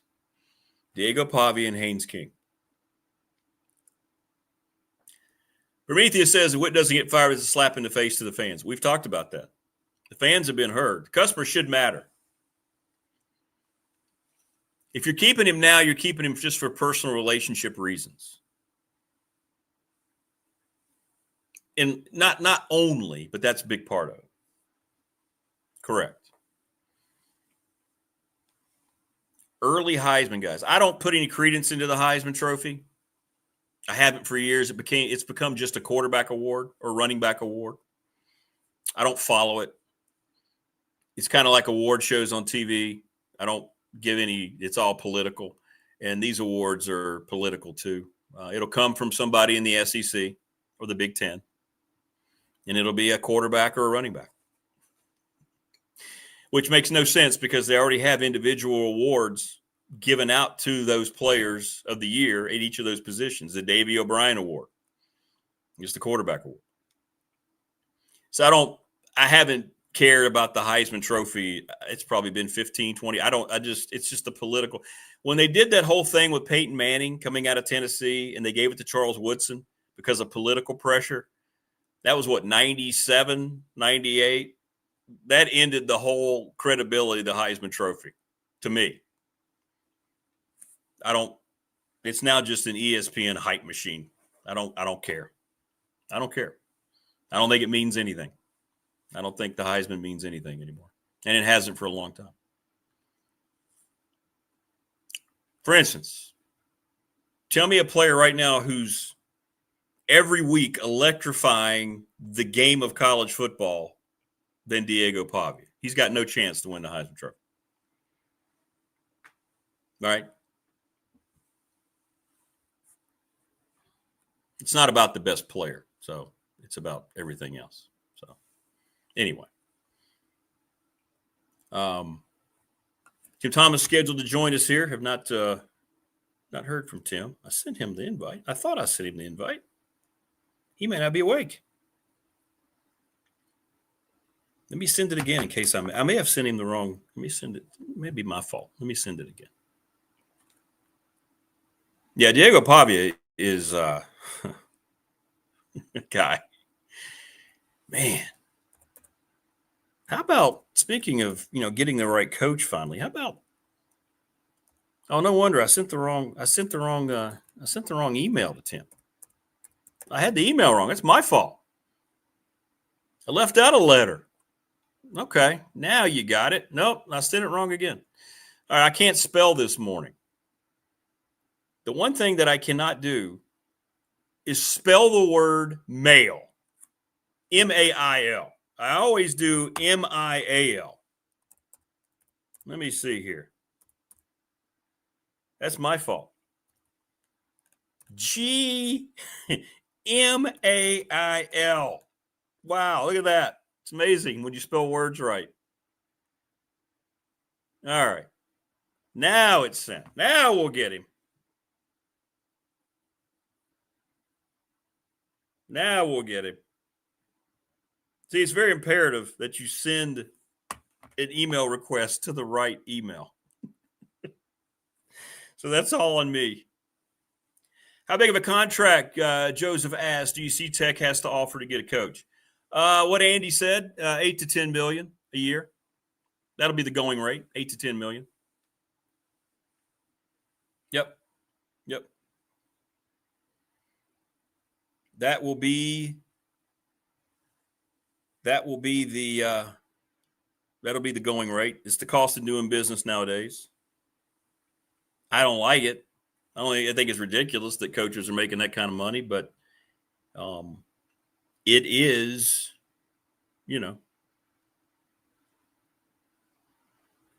it's the going rate. So they're going to have to pay up. They're going to have to pay up.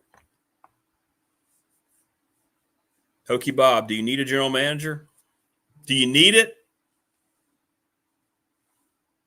I don't know. It's the model people are going. It's the model that's going.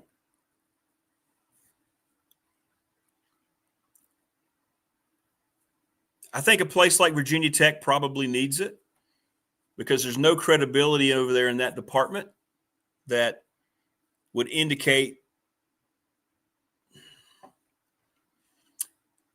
given the lack of success football has had since the end of year 2 of Justin Fuente going forward, they may need something like that. I think it depends on program by program. Do you need a GM? It seems it's going to be the model. It's going to be the trendy new thing, the hot toy, if you will.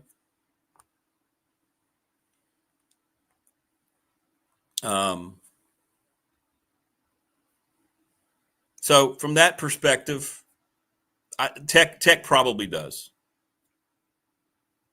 Tech probably does, yes. I will say Virginia Tech does. Rodney says Tar Heels have a football GM and a basketball GM. Correct. We determined at Radford that a GM would be a good idea. He's also there if the women, women's program needs any help. Needs something. The more I've learned about it, the more I've warmed to it. I get it.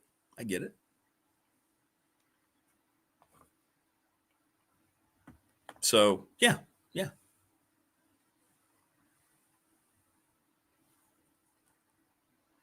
So you have to just assess those needs. And I guess the question is now, and I guess I'm cheating a little bit because My next week's question for our attorney,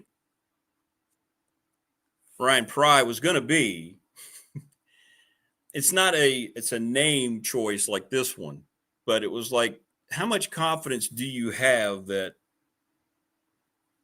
Oh, you meant for me, Hokey Bob? Yes, Hokey Bob. I need a GM. Here's a lot. This is a lot. I'm not complaining. I took on the challenge, but this whole thing is, I'm just a caveman.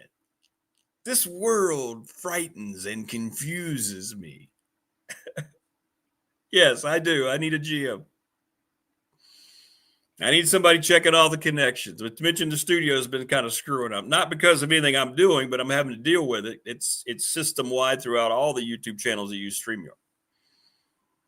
But yeah, GM would be great. Someone who can type would be awesome. That would be awesome.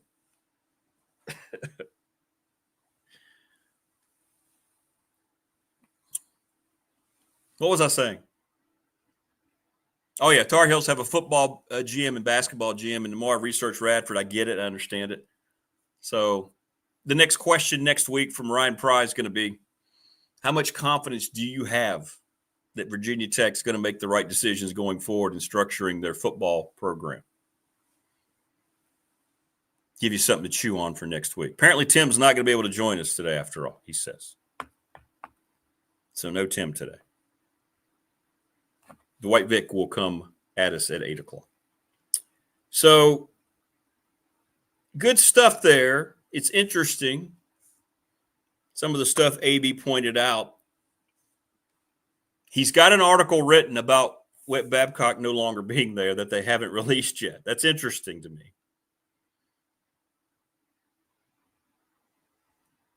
Very interesting to me. So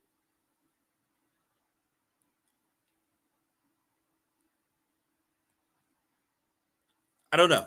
I'm just sitting here trying to think about it as I process it in my head.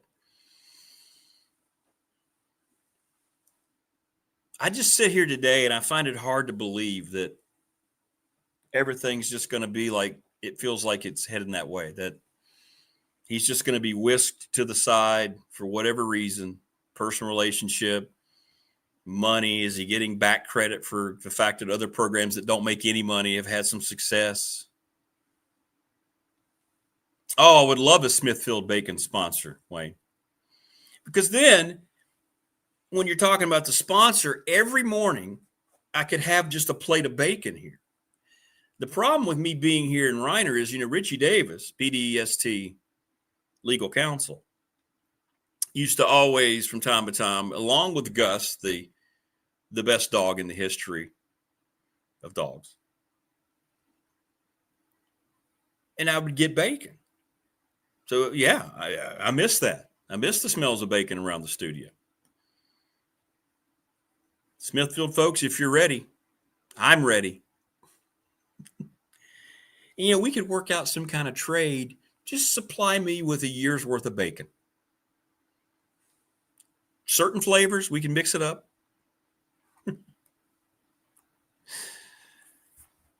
Yeah. Rodney says, would someone be included in that being your GM package? Yes. As a matter of fact, I'd make sure my agent negotiated that first. And if you're of the younger sort and you're not sure who Selma Hayek is, well, here's a reminder.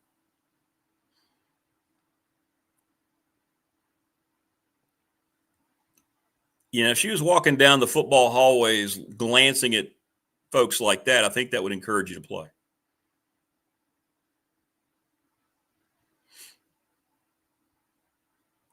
There you go. There you go. Zach says, morning, Rick. Would another school's AD leave for a Tech GM football job? Is that a demotion? Yes, it is. Be a demotion. I don't think you can pay a GM anything near. Some of these AD salaries are ridiculous.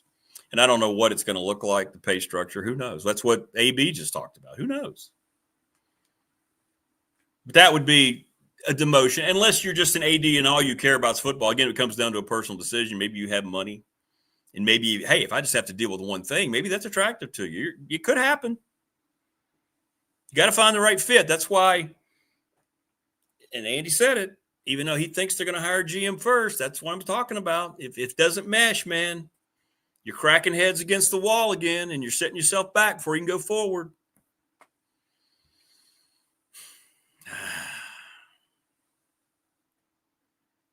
No, Wayne, no Panera. No.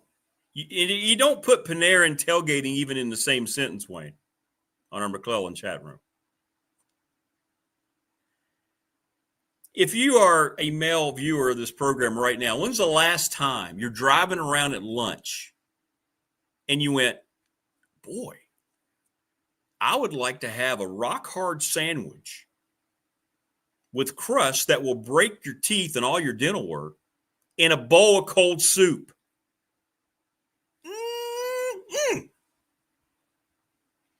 Now I can go tackle the second part of my day. All for the low cost of $37.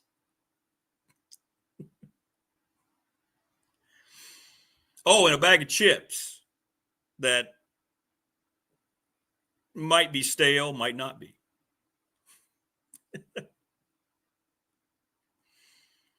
Yeah, if you're going out and you're getting a grilled cheese sandwich and broccoli and cheddar soup, you got bigger problems than I can help you with here in the program.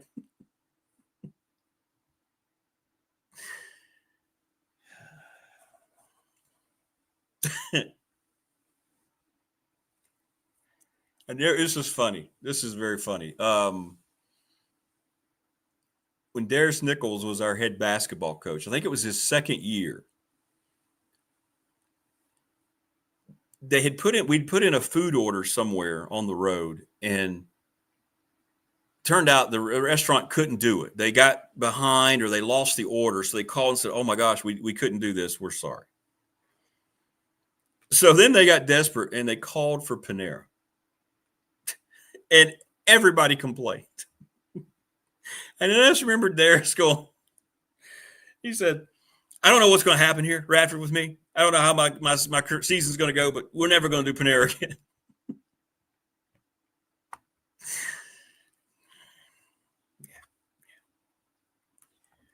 Boy, I can't wait to have that bowl of soup.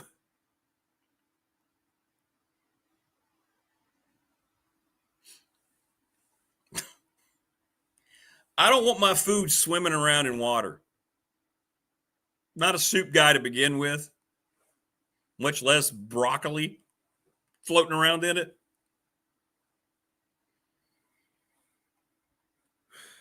We eat some very curious things as human beings, don't we? We convince ourselves things are good. Like big bowls of cold, chopped up various vegetables that have no flavor to them whatsoever. So we add croutons, we add sauces with calories, we add pieces of meat to try to make it have some kind of flavor. But we'll insist we love eating it. And we'll talk about how healthy it is. And then after you eat one, an hour later, you're starving to death.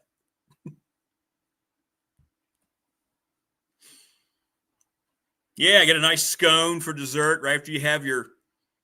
I mean, you can actually pick up one of those sandwiches and bang on the table. It's so loud. It sounds like a hammer. That's how hard the crust is.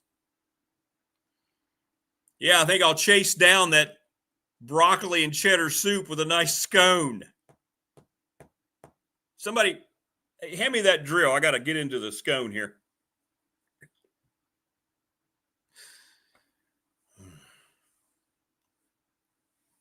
Maybe that's the problem over in Blacksburg. Maybe they're having too many of those type of tailgates.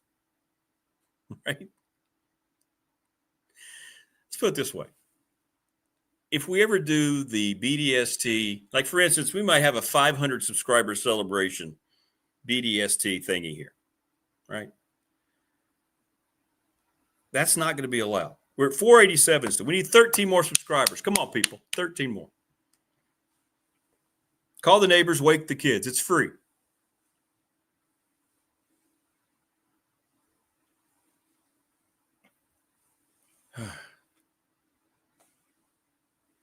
Now, the Old Dominion series is ending, but it doesn't end next year. Yeah, it's coming to an end sooner than it was supposed to. VMI's on the schedule next year, too.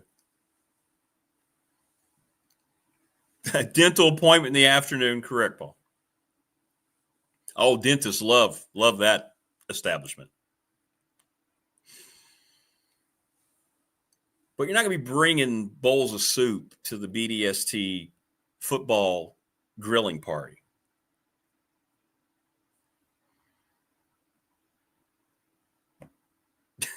Then everybody just sit around awkward. You're going to have a lot of strangers. People don't know one another. But you know what? It's football. We're eating meat. We're drinking beverages. Hey, how are you? Love the show. Hey, we're sports people. Love to meet you. Great. Wait to come out. Hey, did you see George over there? He brought the soup. Everybody just kind of sitting around, kind of shunning him at that point. Hey, here comes Kerry. He's got the big vat of salad. That's what's going on in Blacksburg. Too many troughs of salad have been brought in. Time to swap it out for some grilled meats.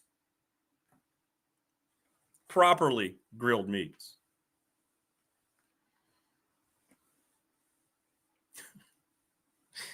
Right? I think so. I think that's exactly right. Dwight Vick's going to join us momentarily. Good time to run through our wonderful list of supporters here on the program. Couldn't do the show without you. Travis Williams, Professional Door Incorporated up in Dublin. Garage Doors, residential, commercial. Great place to be employed, by the way. Great people up there. Route 100, right across from New River Community College. I have so much respect for a business who's been hitting it for 38 years. Community dedicated, much like our exclusive banking partner, National Bank member FDIC. Larry Ramsey, such a deserving promotion, president and CEO. She's great. She's great. Ryan Price, 701 West Main Street in Radford. He's got our BDST fan question of the week. Absolutely taken off. It's amazing how that's just kind of blown up. Thank you so much for that. Charles Lee, Little River Heating and Air. He's already told me he's gotten 3 jobs just from you have seen us promoted on the show. Thank you for that. Go see him.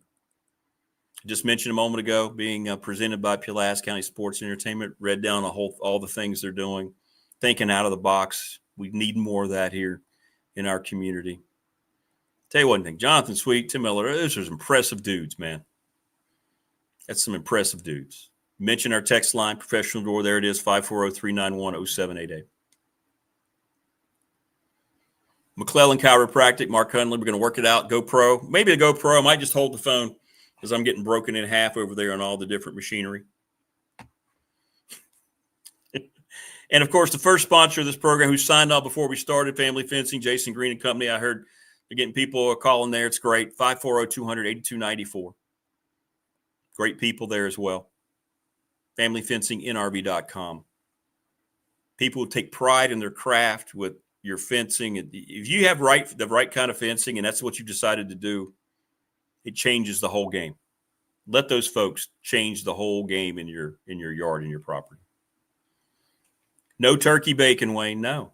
No quinoa salad, Bob. No. You already know the answers to these questions. I did. Yeah, we haven't heard from Rocky on the new format. Yeah, we don't take phone calls.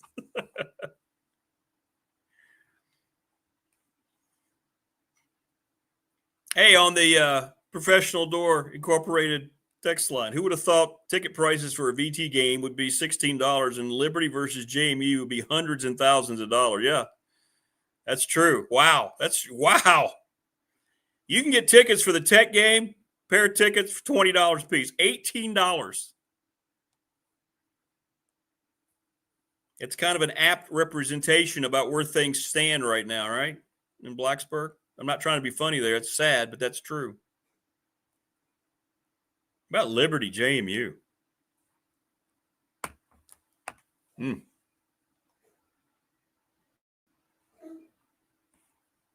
That's going to overshadow some things. Saturday, right? Yeah, I did. I used to get calls from Rocky. I haven't seen Rocky in a while. I used to see him. He walks a lot down at the park down at Bissett, which surrounds Deadman, and I would see him down there during the summer. He looked good. Kept asking me about the show. So yeah, I'd like to maybe get Rocky to chime in on the new YouTube channel. Please help us get to 500. We're getting close, man. I tell you, we've done. It's been amazing how many subs we've added over the last week. It's nearly 80. But I knew as you get closer and closer to the magic number, I knew it would feel like you needed 100 instead of a few. We now need 12 more. We just got one more. Thank you. 488. We're at 488, peeps. Let's do this. 488. Thank you so much. Thank you. Appreciate that mightily. Can you believe that? 488. Oh my. Oh, no. Oh, no. That was out of nowhere. 488. Let's go.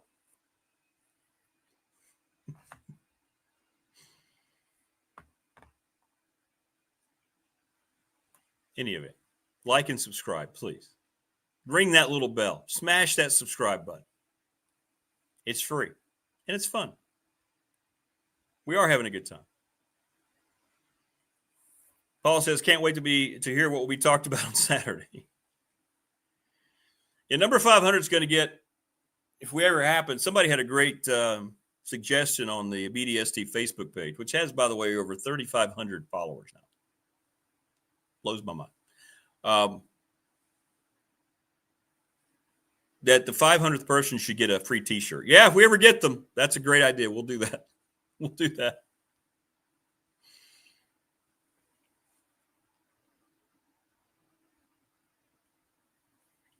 I had several people were asking, is the live post-game stream going to be a regular thing? Not a regular thing, but you know what? The option's there. I can do it whenever I want. Like, for instance, Tech's going to win Saturday. I mean, they're 22-point favorites. Wofford is horrible. They're an FCS team that can't score any points. Now, they've played 3 other decent FCS teams, fairly tight, but, Tech shouldn't allow a point on Saturday. But would sometimes you come on at the end of the day and maybe just talk football and talk games and chat with people? Sure. Eventually, I would like that to be your show. You in our on our professional door text line, you send me your email. Don't put it in the chat if you don't want it shown publicly. I open up the show, and if you want to come on, I'll send you an invite. You can jump on the screen with me. I can get 6 people on this screen. We haven't done that yet. The most we've had is 4. But there might be a time, and if I ever decide I'm going to do that, if I'm just sitting around, I'm in the mood, nothing else is going on, I'll put it up on the Facebook page and let people know I'm going live, and then you'll get the notification because you're one of the amazing 488 subscribers. So, yeah, that's what we'll do. That's what we'll do. 100%. 100%.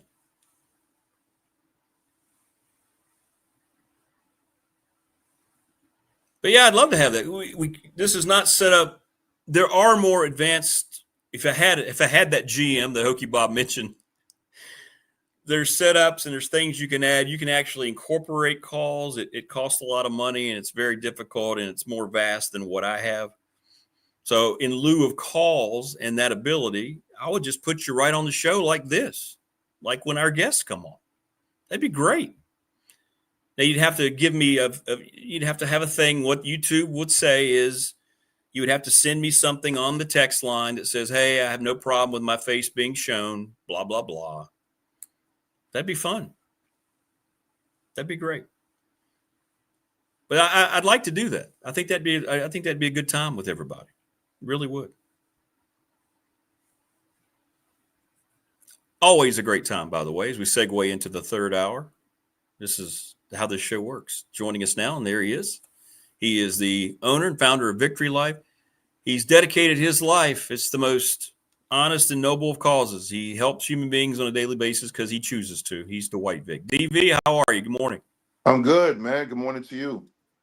And I talk about this all the time, and how amazing you are as a commentator and as a football just guru. But man, I don't give you enough props for how much you help people. The mindset today is so important, that you've taken on with this cause with Victory Life and what you do in your job. Can't thank you enough. And to have that as part of who you are, it means, well, it's obvious after getting to know you, but man, it's such a unique thing that you do. It really is. Yeah, you are to be commended, I appreciate that. I think, thank you. I think before we talk tech football, I think, when I look at what I do and what I've been doing for the last 30 years, and even when I was at Tech on Tech's campus, I think you can get consumed with arguing, the right versus the left and politics and debating religion when the essence of our being is focused on helping people. You get a lot more fulfillment. I will pour my energy into helping families and kids and communities.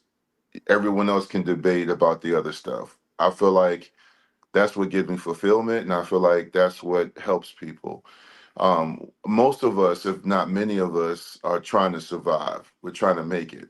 People are battling cancer, dialysis, got test results that are very alarming, and people are trying to keep their house and keep their income.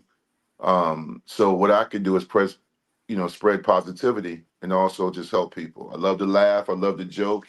I love to talk sports. I don't really like to argue, but I will passionately share my opinion if I need to. Yes, you do. Yes, you do. But yeah, man, I appreciate the love, man. I appreciate the love. No, it's great. It's great. All right. So we all know what's happened. We talked about it on Monday when you joined us. Thank you so much again. This is your second appearance this week on the show. It looks like for what David Teal believes and Andy Bitter believes, Whit Babcock's going to stay in place in some role. Your thoughts on that? And you're not wishing anybody to lose their job. This isn't like a witch hunt, but does that seem like that's a wise way to go about it? Is it just because of personal relationships? Is it because of this and that, whatever it might be? But that seems to be the feeling that those two gentlemen are getting with what they're hearing around Blacksburg.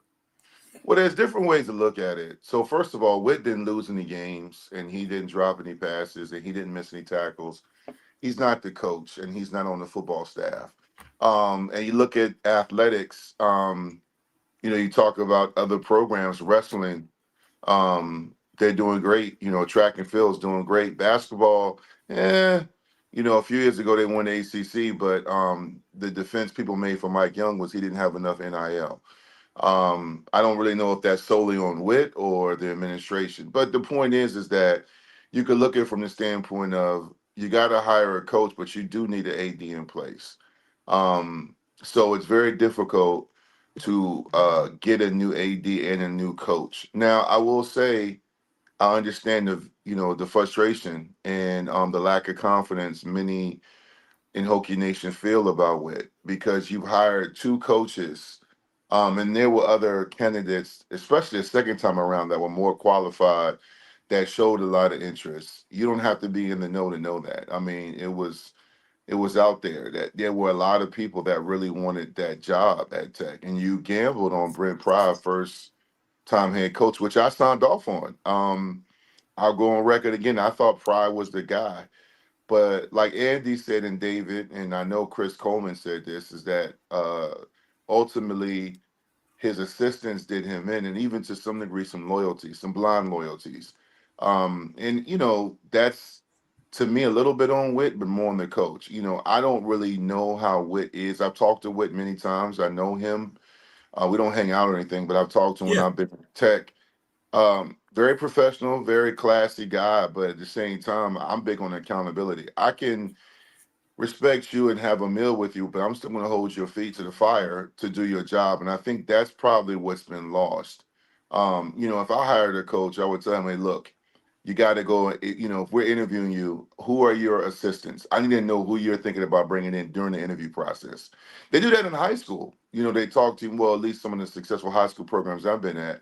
The high school coaches, when they're interviewing, they talk about their vision, their mission, and also what kind of style of offense and defense, and also how they plan to help kids, student athletes, and most importantly, along with that, who they're going to bring in to help them do that. Right. Pride was done in by his staff. You're on your third offensive line coach in 4 years. That's disgusting. That's not disappointing. That's disgusting. So I think there should have been some type of tutorial or some type of connection between the Wit and Pride. Now, let me take you down memory lane. I was at Tech with Dave Brain. Torkelson was the president. This is when Tech was in its prime, right? As it was ascending. And we know the stories about how Beamer was told it was him or he had to make some changes. Well, later on, when I got to campus in the 90s, Dave Brain, the great AD, left and went to Georgia Tech. But they brought in Jim Weaver. And in my junior year, he told us, he addressed the team. And Jim Weaver was big on accountability. He said, we don't have the facilities. We are not ready to compete at the national level. And I remember sitting there like, again, I'm a kid. I'm in college. I'm like, what?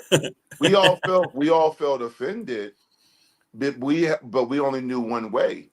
So he was able to get all sports into the Big East. He also did a great job of making sure Virginia Tech, just 2 years later, the Merriman Center was built while I was still there. Now, at the time, that was a premier facility.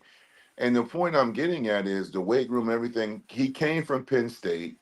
He also had been in Florida, so he knew what the program should look like. To give Fuente credit, until Fuente flirted with Baylor and held Witt and the administration's feet to the fire, our facilities were outdated and antiquated. So I think, if anything, Witt, if I was in a room with him and consulting, I would say, hey, listen, football drives the bus in college sports, and you got to get a little bit more assertive, and you got to show your face a little bit more. You got to be talking more. You need to be on the sidelines. I'm not saying become Jerry Jones. Don't be Jerry Jones. Right. Don't be Jerry Jones.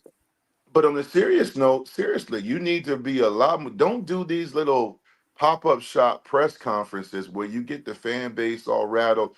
And he was right. We need more money, but then you're doing it. The timing is off. So I would really recommend he have somebody like consults with him to help him have a better presence or relationship with the fan base. The AD, man, in college football is critical. He or she is critical. I give UVA a lot of credit. Carla, she came in, the AD at UVA, and they were a program that for decades, since George Welsh left, for decades was considered not serious about football. They just weren't. They were considered not serious. It wasn't just because they were losing. They just weren't serious. Their facilities and everything was criticized and clowned. Since then, they've been really getting the money. Now, I don't want to anoint them. There's been a lot of talk about how great they are. They've beaten two schools that you and I could probably score 2 touchdowns on. That's true. So let's calm down. But they are improved, and they are trying to take it more seriously. I respect any program, rival or not, JMU, whoever you are, that understands this is a business. And I think that's where, when I look at Witt and what's going on, when I see the criticism, I feel like I understand why some people in the fan base and the student body and other places feel like he might not be the guy. But at the same time, do you just clean house and gut it? To some degree, yes, but you do need somebody in place that's working with the Board of Visitors and the committee, not just to hire a coach, but to make sure we get the format. The one thing I do like that I'm hearing is that they're looking at doing what Duke, Stanford, and other schools have done and have a general manager. You got to, listen, you got to go all in on this, Rick. They got to go all in and have an idea. But again, relationships matter. Perception is reality. You can't be the guy behind the curtain and pop up every now and then and give a political quote or some type of speech or address the community or whatever and then disappear again. I think if I was Witt and I was on his team, I would focus more on just continuously having a voice, even to the point where you're retweeting stuff. And because like a lot of times, not a lot of times in life, it is human nature. When something goes wrong, we all need someone to blame. And when something goes right, we're trying to find out who to give the credit to, right? So when this thing is going wrong at 0-3, which is disgusting, that's my word for this week right now. You're going to keep hearing me say it. 0-3 is disgusting. We all are looking for someone to blame. So the names you're hearing other than Pry are John Boleyn and Whit Babcock. And I don't like being blamed for anything. So I'm going to make sure I don't really need the credit, but you're not going to put me in that blame box. So I'm going to do everything I can to make sure that we can focus more on giving credit than blaming someone.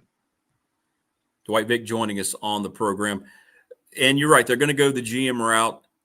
If you were a potential head coaching candidate, would you want to come into a situation where there's a GM already in place where you may or may not have any idea much about them, or would you rather be the head coach, however you're hired by committee, AD, whatever it looks like, to come in and be able to contribute to this GM position?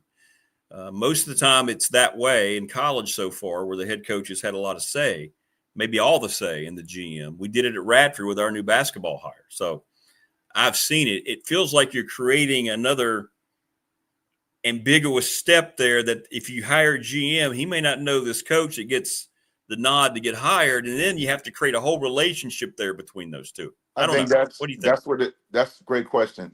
I think that's where the committee and the staff come into play that you're bringing on. The new hire, you need to really, there's already talk going on right now behind the doors on who they're looking at, who their top candidates are. Oh, yeah. There's conversations, but so that should be part of the conversation. So who's going to, coach, we're looking at bringing in a GM. Do you have anybody? Or, this is the lady or the man we're looking at for this. What do you know about him? You need to have these conversations. Shout out to Rafa for getting it right. This is the age of sports we're in right now. I don't really know. I mean, it's above my pay grade, but how would I do it? I would have a list of candidates for general manager, because you still need that right now. Like, from what I know, and I don't want to say anything that's misinformation, but from what I know, I'm pretty sure about this. Coach Pryor was part of the negotiation and handling a lot of the NIL deals, along with Tech Triumph and the collective. So right. If Pryor was doing that, why?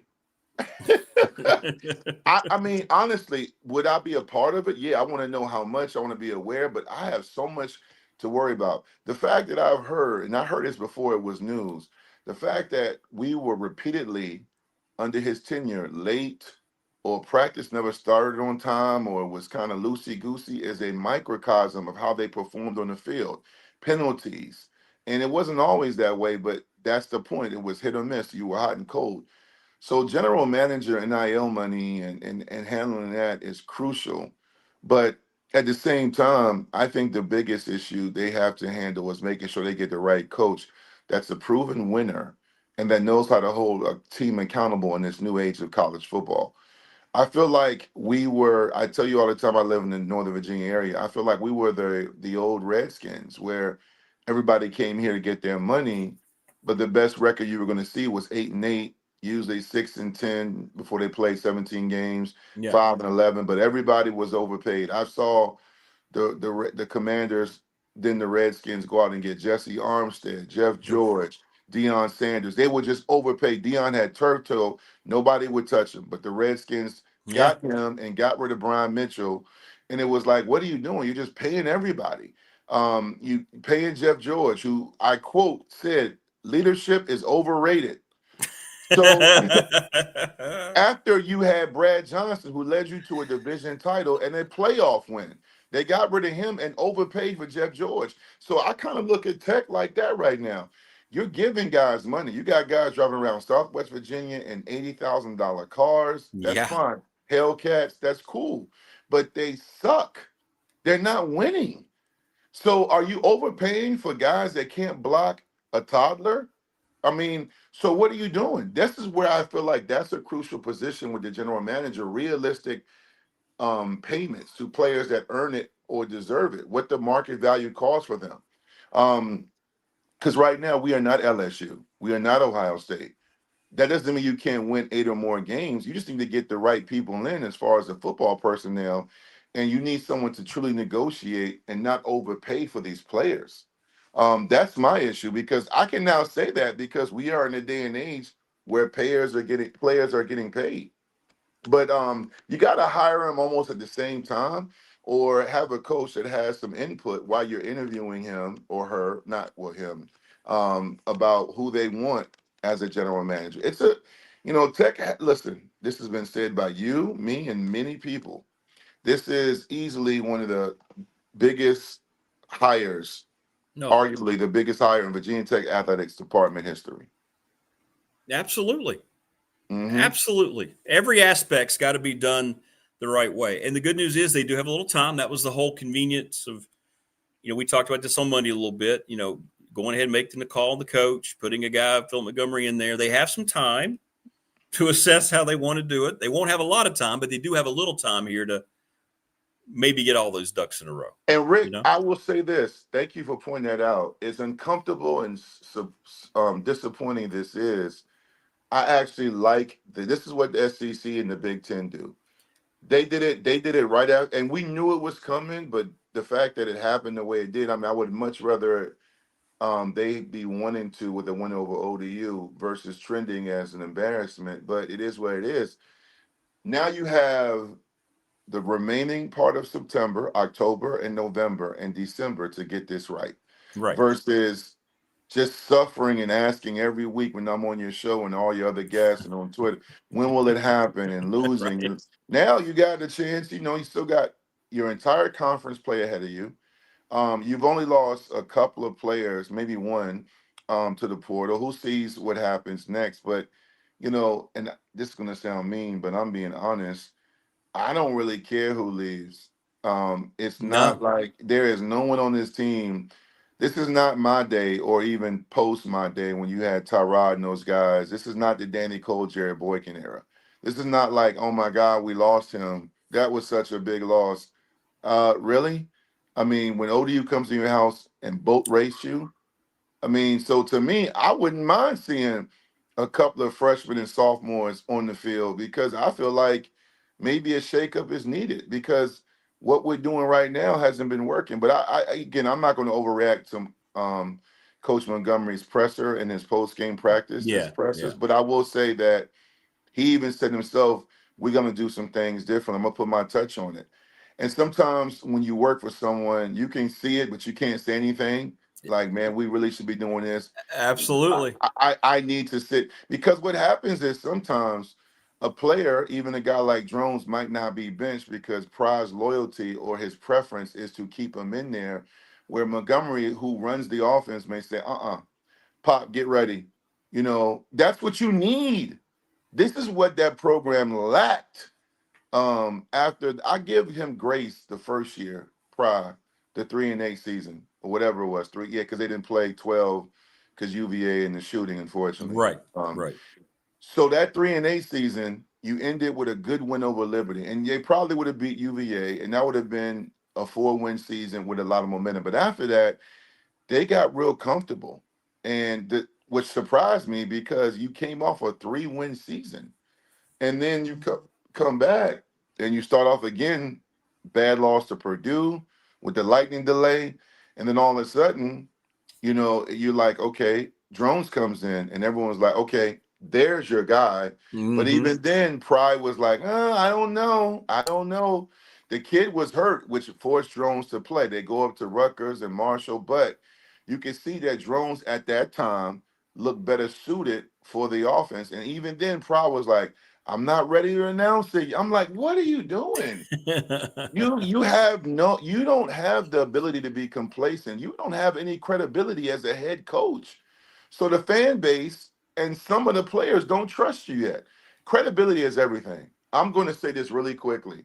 When I come on your platform or when I tweet or when I go on other platforms, my statements, my voice is respected because I have credibility. 100%. So it's not like everything I say is the gospel. What I'm saying is I don't just say anything that I don't mean. If we were talking about electrical, you're real. Yeah. Very real. Genuine. So with that being said, I'm like, Pride, announcer. I even said on your radio show before we started this platform, I said, when Pride gives Drones the key to the car and he says it's your offense, your vehicle, the team will flourish. They finished the season on a winning note, winning a majority, 80% of their games, and they got that 6th win. And they blew out UVA. It's not saying much, but they blew them out. It was a very impressive win. Most points scored in the rivalry at 55, and beat a Tulane team. Although Tulane was missing their quarterback and several starters, it was a win. And you finished the season with 7 wins, and you kept everybody back. At that moment, this is where he failed. Jaquan Felton, Ollie Jennings, the offensive line, everybody, with the exception of Tootin, everybody should have been on notice saying, yes, you guys are all returning, but we're going to create a culture of competition. There are no positions guaranteed. Yes, we won 7 games, but we still have a lot of work to do. Yeah. It was too much talk about we're back, we're good, everyone's happy, everyone's getting money and getting paid, contract extensions, and it was like, you only won 7 games. Do you understand what the Virginia Tech standard used to be before we got into the Fuente and Pride mediocrity land? Like, this is supposed to be a better functioning program. We are trying to get into the playoff. We are trying to play for a conference title. When did 7 wins get you a contract extension? It's amazing. This is where people criticize Witten. This is what I mean about, like, looking at it for what it was. Bowen had moments when he was a good coordinator. And Marv had moments, but at the same time, you never beat anybody of substance. That is disgusting. Yeah, the 1-score losses, the lack of wins against ranked teams, now going back to 2017, all those things. But you hit it right on the head. It was right there to take that next step last year. And, Kyron Drones even said maybe we believed our own press clippings. But there's 7 wins. They're going in, a lot of momentum. People are saying, you know what? Here's a dark horse favorite. Remember the stories? We talked about it. Not only to win the ACC, but there were some of the national websites saying Virginia Tech could be a playoff participant. Remember? I remember it. I do.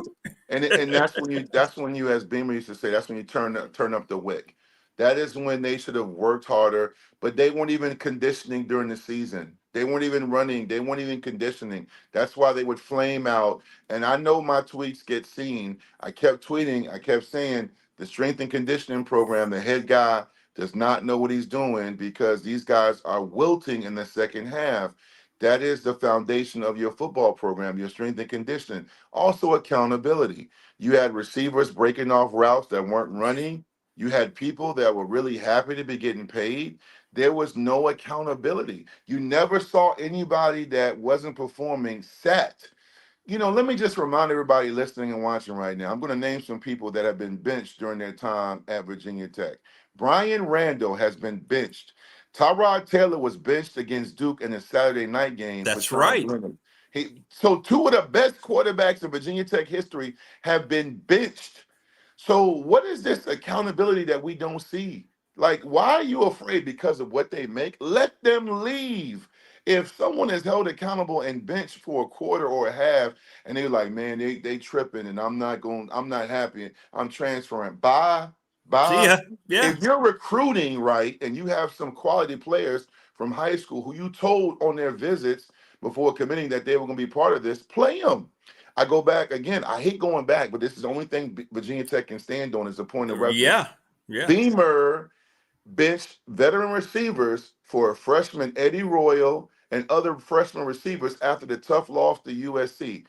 Beamer said, we're going to shake some things up and we're going to look at trying to get some talent on the field. The rest was history. That freshman Hyman, Justin Harper, Eddie Royal, Josh Morgan, they became the future as freshmen and sophomores. Because this is after a 0-2 start against USC or whatever. I don't know everything, but basically they went and they changed things up with Brian Randall and company. And they took guys like Richard Johnson and they made him a role player and they went with the youth. They went with the youth movement. Again, that's accountability. When I bring up Tyrod getting benched against Duke, we all know Tyrod left here with 3 ACC championships. And Tyrod even said after the game he wasn't playing well. This is a coach that also against LSU in a big anticipated top 10 matchup, Virginia Tech went to Baton Rouge and we wet the bed badly. Yeah. But in that game, They put Tyrod and they burnt his red shirt. I was even thinking Beams. I don't know, man. Put him in. It with the time was 44-0. We ended the game 44-7. And the word around campus was, even though Tyrod and his family didn't want to burn the shirt, Beamer said, I got to get some sparks on offense. Now, Sean Glennon also had some moments that season. Many times, that was the two quarterback system. Did it work? Yes. They won the ACC, but they had a tough loss against Kansas where I think the rotation came back to bite them. It did, yeah. But you still won the ACC, and Beamer gambled and took a chance. On a bigger national stage, Saban benched. It's so funny to look at now because Hurts is such a great quarterback I compared know. to Tua. But he was like, hey, man, I am not about to get embarrassed on national TV. Hurts, thank you for your service. Have a seat. Get the headset. Tua, you're in. You're my guy. Yeah. Yep. Where's the accountability been, Rick? That's what people, you know what? You can talk all day about the policies, administration, general manager, all of that is important. For me, what has hurt me and made me upset, and many guys like me and even fans, is they play like they're playing flag football. They showed fight against South Carolina, and the moment South Carolina got tougher and they made plays, we wilted. And then you look at Vanderbilt. Again, we were front runners. We're looking real good. In the first half, we're up 20-10. The game got tough. We wilted. We wilted. Where's the fight? This is not about NIL. This is not about money. This is about your coaching and your fight. And I think that's the part that needs to change immediately. I don't care if they beat Wofford by 50 or by 16. I just want to see some fight.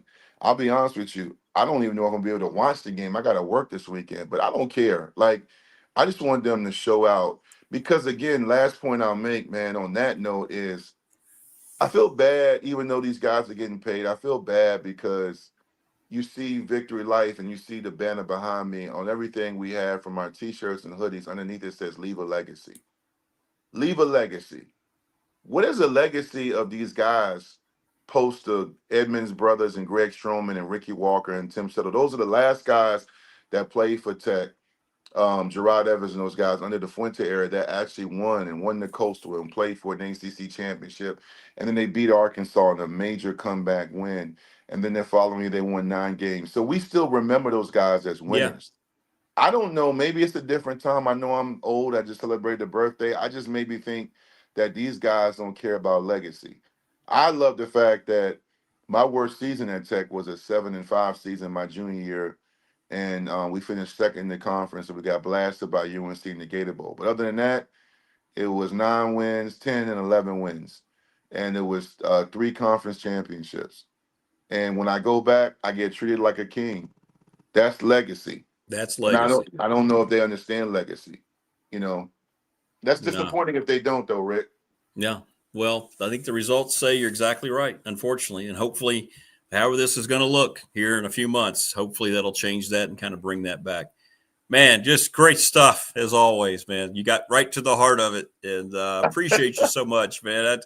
From last Saturday night when you jumped on to Monday to today, man, it's just so great to have you on. So much. I love it, man. Three times this week. It's been a lot of fun. 3 times. Yeah. Even though I wish we were talking about a 2-1 football team. I know, right? Talking about good stuff. I know, exactly. I really do hate it, man, because I know I got to jump off, but I really do hate it, man, because I talk about legacy. We also talk about, you know, I say this all the time, man, having a favorite team. Like Sundays, I watch games, but I'm just kind of watching. I don't have anything to cheer for except for if I see a Virginia Tech guy, Tootin had a great game.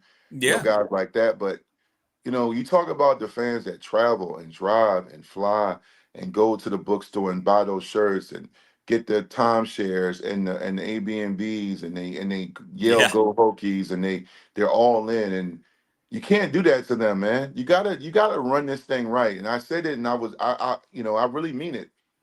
The selfishness with many people involved in this program, this is what you do, man. And you got to get this right. Last point, and I know we got to go. If you look at the future of the ACC, it's no secret. The voices are getting louder. The murmurs are getting clearer. The ACC is hanging on by a thread. Yes. And their team's already negotiating. I know how business works. I'm a small businessman. There are things being talked about right now. Virginia Tech cannot get left behind. They have been fortunate. They're 2 for 2. They were able to get in the Big East when they were independent, and that became at the time a really, really good conference. And then they were able to get in ACC with the help of Warner and UVA, and the fact that Tech was really good. And then they made the best of it by dominating ACC their first several years in the conference. Right now, man, like you got to look at branding and your coach and your visibility. You do not want to be playing like you coach football at the skating rink. Yeah, no. You need to be a prime position to be selected when these new conferences merge and expand. You do, it's business. So it's business. That's also on Witt and his staff. Absolutely. Well, brother, listen, thank you so much. Can't imagine doing the show without you. And I hope you have a great weekend. And Tech should take care of business. And we'll reconvene next week and see what news breaks and see what we're talking about heading into ACC play against NC State next weekend. Yeah, man. Yeah, I can't wait to break that game down because I'm not a fan of NC State. I think that, but again, we got to get a win, but we'll see. Exactly. All right, brother. Have a great week, man. All right, you too. Thanks for everything you do. There you go. Sir. That's the great Dwight Vic joining us on the program. So good. Legacy, it's all about it. And he hits to the core of the problem. He touched on it right there. I think the biggest thing now we look back at Brent, probably the first thing you can think about, it's not just one thing, but the lack of proper evaluation. They had money to spend. They just didn't select the right people to earn that money is the way it turned out. I want to thank all of our sponsors as always, and appreciate them so much. Family Fencing. We want to thank McClellan Chiropractic, the attorney Ryan Pry, Little River Heating and Air, Pulaski County Sports and Entertainment, a National Bank member, FDIC, and, of course, Professional Door Incorporated. If you're a sponsor, you want to help us out, please hit me up. You choose the budget. I don't tell you what to spend. I try to work with you on what you have. Thanks to all of our guests today, Andy Bitter and Dwight Vic. Everybody, thank you so much for watching. Please help us get to 500. We're 12 subscriptions away. Spread the word. Share the show. Like and subscribe. It'll be a glorious first major step when we get to 500. 12. We only need 12. We can do this. Let's go.